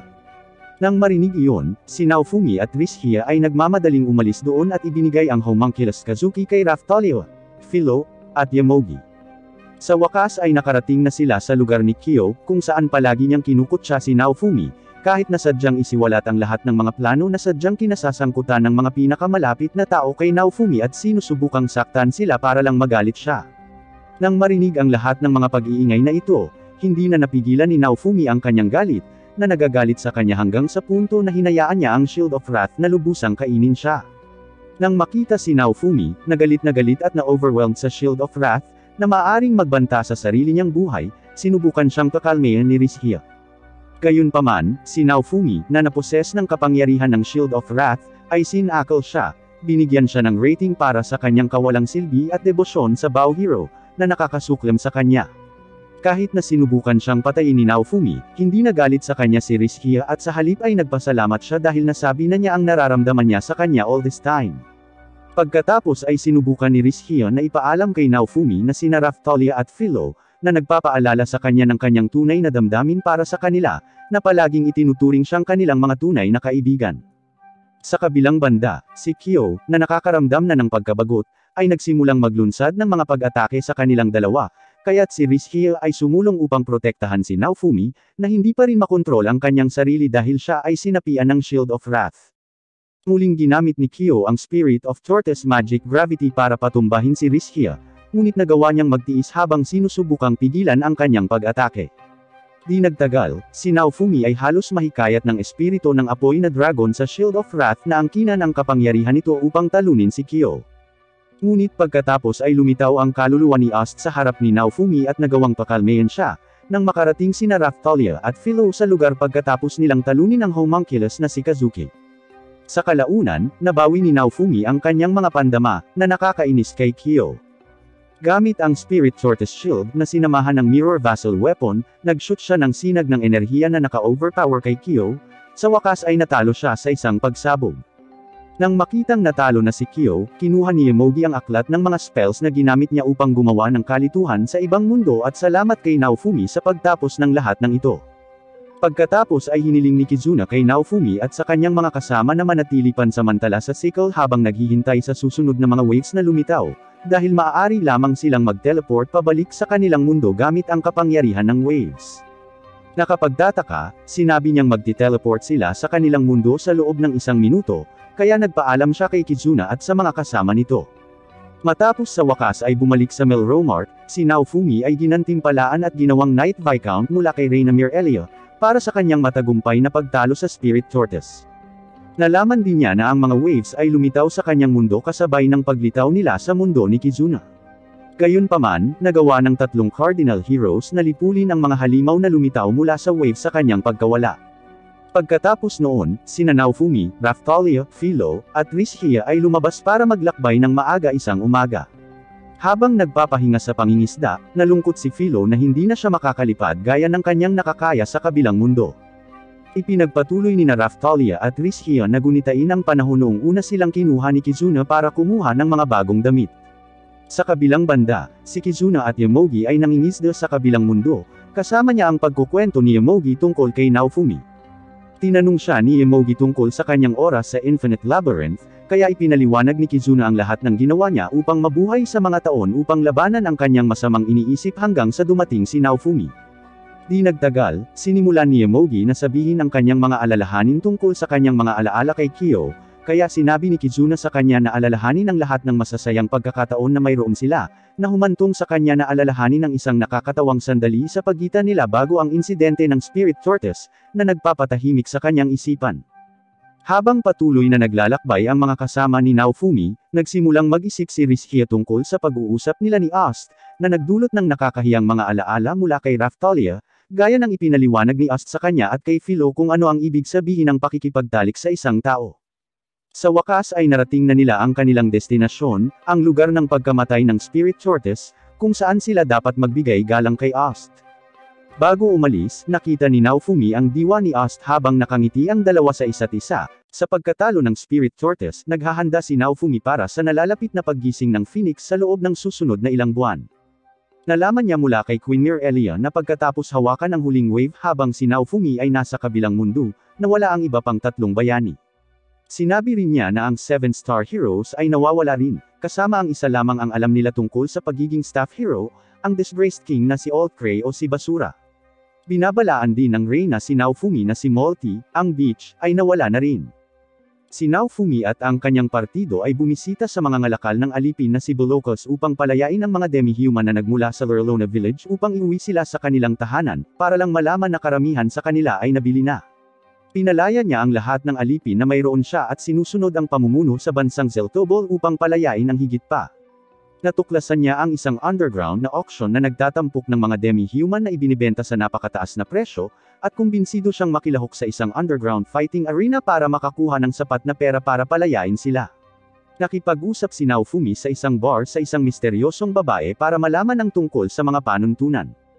Sina Naofumi, Raphtalia, at Philo ay pumasok sa arena sa ilalim ng pagbabalat kayo, naglalaro sa mga teatro hanggang sa manalo sila sa laban. Niyaya ng inuman si Naofumi ng misteryosong babae, si Nadia, nang tambangan sila ng ilan sa kanilang mga katunggali na na-forfeit, na madali nilang nakikitungo. Nag-restock si Naofumi at ang kanyang partido sa mga item sa lokal na tindahan, kung saan nakilala niya ang sikat na merchant na nagpapatakbo nito. Sa pagkawala ng lahat ng manlalaban, nakatakda ang finals para sa koponan ni Naofumi laban kay Nadia. Gamit ang kanyang kidlat na salamangka, napatunayan niyang mahirap para sa kanila na lumaban, lalo na kapag nag-transform siya, na nagpapakita ng kanyang sarili bilang isang killer whale demi-human. Gayunpaman, nakilala siya ni Raphtalia, tinawag siyang Saidina, na naging dahilan ng paghinto niya. Napagtanto ang kanyang intensyon na manalo ng premyong pera upang palayain ang mga alipin ng Lurlona, na ginagawa rin niya, si Saidina ay nakipaglaban. Ngunit pagkatapos, pinigilan ng mga sponsor si Naofumi na manalo, pinilit sila ni Saidina na magtambol laban sa isang bagong challenger, ang misteryosong murder clown. Nilabanan ito ni Raphtalia at Philo, habang sina Naofumi at Saidina ay nag-coral spell, na nagbigay kay Raphtalia ng pagtaas ng kapangyarihan. Tila natalo niya ang clown, ngunit nakatakas sila gamit ang isang dummy sa huling sandali. Muling sinubukan ng mga sponsor na pigilan si Naofumi na manalo sa kanyang mga kinita, ngunit ang alipin at mga mangangalakal ng tindahan ay namagitan, na inihayag ang kanyang pagkakakilanlan at sinuportahan sila. Samantala, kumukuha si Fall ng gamot na pinaiinom niya sa kanyang kapatid na nasugatan ng husto, si Atla. Sina Fall at Atla ay binili ni Naofumi, na gumagamit ng isa sa kanyang mga potion para pagalingin si Atla. Bumalik si Naofumi sa Seiyaet kasama ang mga pinalayang demi-human, na naghahanda para palakasin ang kanilang mga depensa. Isang gabi, sinalakay ng isang grupo ng mga alipin ang nayon ngunit gumamit si Fall ng isang flare na iniwan ni Naofumi para balaan siya at ang kanyang partido, na bumalik sa tamang oras upang talunin ang mga umaatake at protektahan ang mga bata. Dahil may kaugnayan ang mga kaaway sa isa pang maharlika, ipinaalam kay Naofumi na hindi niya maaaring arestuhin o papatayin sila at nagpasya na gumawa ng halimbawa sa kanila sa pamamagitan ng pagbibenta sa kanila bilang mga alipin sa Silk Belt. Sa kabisera, nagdaos si Naofumi ng seremonya sa Dragon Hourglass para i-reset ang mga istatistika ni Saidina at Fall. Sa kastilyo, dumaan sila kay Altcray, na lumapit kay Fall at Atla, at nakitang pamilyar sila. Ikinwento ni Queen Mirelia kay Naofumi ang tungkol sa mga araw ni Altcray bilang staff hero, kung paano siya dati ay isang kilalang mandirigma at tactician, na lumalaban para sa kapakanan ng kanyang nakababatang kapatid na babae. Inihayag din niya na natuklasan nila ang kinaroroonan ni Motoyoso.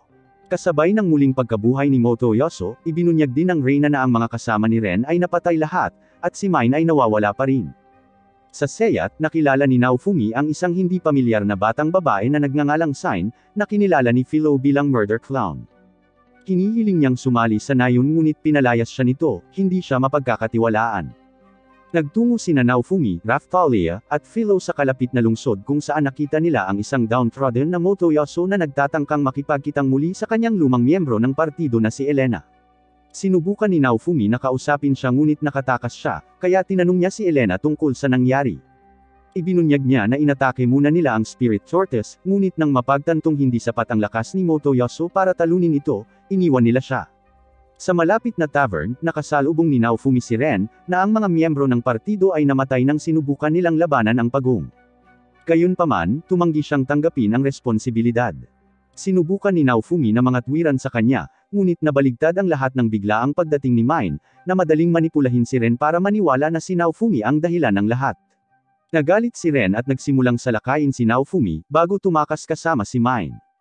Bilang resulta ng masakit na pagtanggi ni Mine, nalunod si Motoyoso sa isang nakakadepress na spiral, hanggang sa makitang sumasayaw si Philo, nagpabalik ng kanyang loob. Ngayon ay lubos na nahuhumaling kay Philo, nakiusap si Motoyoso kay Naofumi para sa kanya, kaya't siya ay pinaalis nila at umalis. Sa kanilang pag-uwi, inatake sila ng isang grupo ng mga nakakagulat na malalakas na umaatake. Tumilitaw si Sign at tinutulungan ang partido na talunin sila, na ang kanilang mga katawan ay misteryosong nawawala. Dahil naghihinala pa rin si Naofumi sa kanya, ibinunyag ni Sign na siya ay isang basal na bayani mula sa isang mundong nawasak noon at ang mga kaaway na kanilang kinalaban ay may kaugnayan sa mga responsable, kaya gusto niyang protektahan ang iba pang mga bayani upang maiwasan ang ganoong mangyari sa kanilang mundo. Sa kabila ng mga pagdududa pa rin, isinama ni Naofumi si Sign at itinakda sa Dragon Hourglass kasama ang ilan sa mga bata na umabot sa level 40 para mag-class up.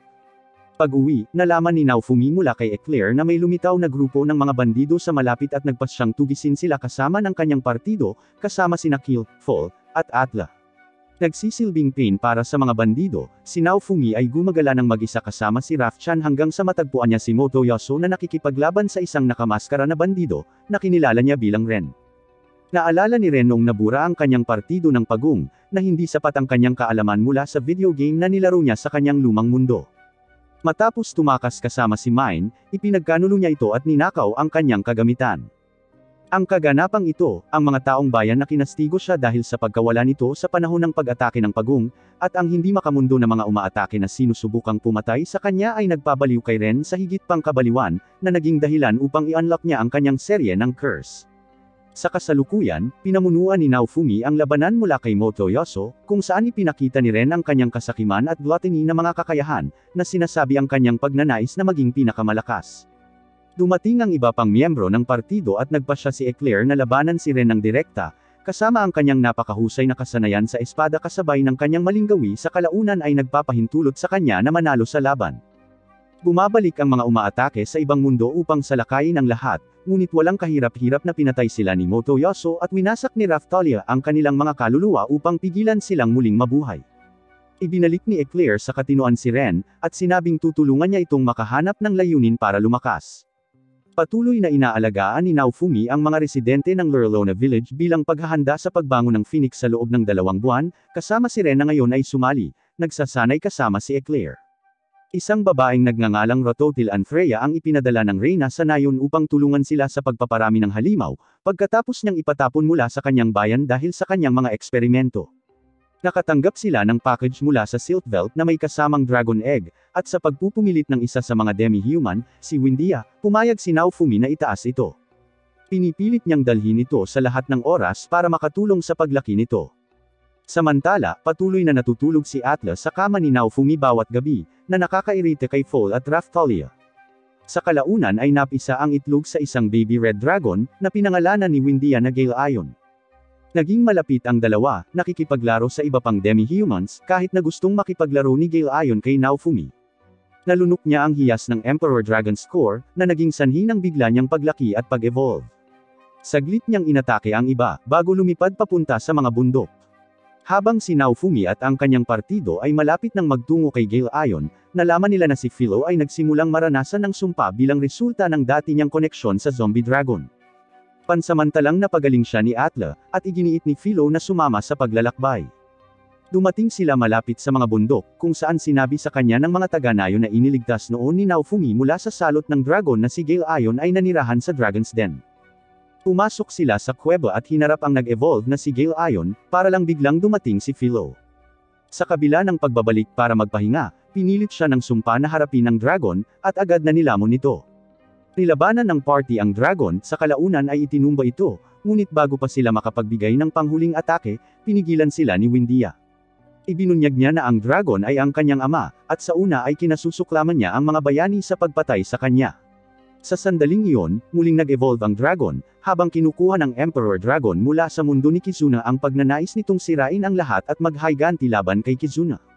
Matapos patalsikan ang lahat, sinalakay ng dragon si Windia, pinilit si Naofumi na gamitin ang kanyang huling natitirang lakas upang subukang ipagtanggol siya. Halos hindi nakaligtas si Naofumi sa pag-atake at ginamit ni Atla ang kanyang espesyal na kapangyarihan para sugatan ang Emperor Dragon, na nagpapahintulot sa partido na makatakas kasama ang kanilang buhay sa ilog. Sa sandaling muling magsama-sama sila, kinumpirma ni Naofumi na ang Emperor Dragon ay ganap na sumisipsip kay Philo sa pagsikat ng araw maliban kung matatalo muna nila ito. Inihayag ni Windia kina Atla at Foal kung paano siya pinalaki ng dragon, na pinangalan ng Gale Ion, pagkamatay ng kanyang ama, hanggang sa pinatay ito ni Ren. Nang matapos ang kanilang paghahanda, hinikayat ni Naofumi ang Emperor Dragon palabas, at habang ginagawa ng iba ng partido ang lahat ng kanilang makakaya para maging abala ang dragon, matagumpay na nagawa ni Atla at Foal ang trabaho, na iniligtas sina Philo at Gale Ion. Nagpapatuloy sila upang sirain ang Emperor Dragon nang sinubukan nitong tumakas, ang essence nito ay bumalik sa shield ni Naofumi. Natuklasan ni Naofumi na ang orihinal na kaluluwa ni Gale Ion ay naninirahan ngayon sa loob ng katawan ni Gale Ion, ngunit sinabihan na huwag ihayag ang katotohanan kay Windia para sa kanyang kapakanan. Natuklasan din niyang napawi ang sumpa ni Philo. Dahil sa pag-absorb ng mga level ni Philo, nag-evolve si Gale Ion at sinasama sina Naofumi at Windia para sa isang biyahe. Idinadahilan ni Naofumi si Melty sa kanyang mga tungkulin para matulungan si Philo na mabawi ang kanyang mga antas, pati na rin hayaan ang kanyang sarili na mag-level up din. Ibinunyag si Sign na sumasali sa mga underground fight para sa dagdag na pera, at sinabi niya sa grupo ang tungkol sa isa sa mga mandirigma, isang archer na kilala bilang Perfect Hidden Justice, na napagtanto ni Naofumi, Ren, at Rishia si Etsuki ito. Ang party, na sinamahan ng ilang demi-humans, ay pumasok sa stadium kung saan nahanap ni Rishia si Etsuki. Hinarap nila siya, ngunit tumanggi siyang makinig sa kanila at iginiit na tama ang kanyang ginagawa. Pagkatapos makita siyang lumalaban sa stadium, sinabi ni Rishia na gusto niyang labanan siya para makinig siya. Samantala, nahayag ito matapos mabigang talunin ang pagong, iniwan siya ng partido ni Etsuki, ngunit bumalik na kasama si Mine, na minamanipula siya upang makipagkompetensya sa mga underground na labanan sa ilalim ng pagkukunwaring ginagamit ang pera para bumili at magpalaya ng mga alipin. Nalaman nila na malapit si Naofumi at lihim na nagplano kung paano haharapin si Etsuki. Sa tulong ng merchant ng alipin, hinikayat ng partido ni Naofumi si Etsuki sa isang pribadong arena, kung saan nagagawang harapin siya ni Rishia ng mag-isa at lumaban. Napagtanto ni Etsuki ang plano ni Naofumi, at sa kagustuhang parusahan siya para sa mga dapat niyang krimen, inatake siya ng kanyang bagong Justice Bow.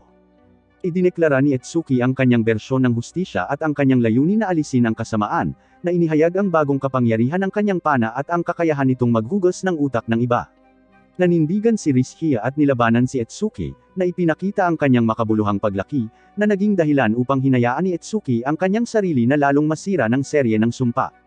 Gayunpaman, nang sinubukan niyang atakihin si Rishia gamit ang pana, ang enerhiya mula sa ki ay nahayag sa kamay ni Rishia bilang isang translucent na sandata, na ikinagulat ng lahat ng mapagtanto nilang kahit ang pana ay tinatanggihan ng hustisya ni Etsuki. Nagbabalik tanaw siya sa kanyang nakaraang buhay, kung paano niya palaging gustong maging isang bayani at makapasok sa isang prestihiyosong high school, gayunpaman ay inilagay sa pinakamababang klase kung saan siya ay nahulog sa isang depresyon dahil sa kanyang kawalan ng kapanatagan.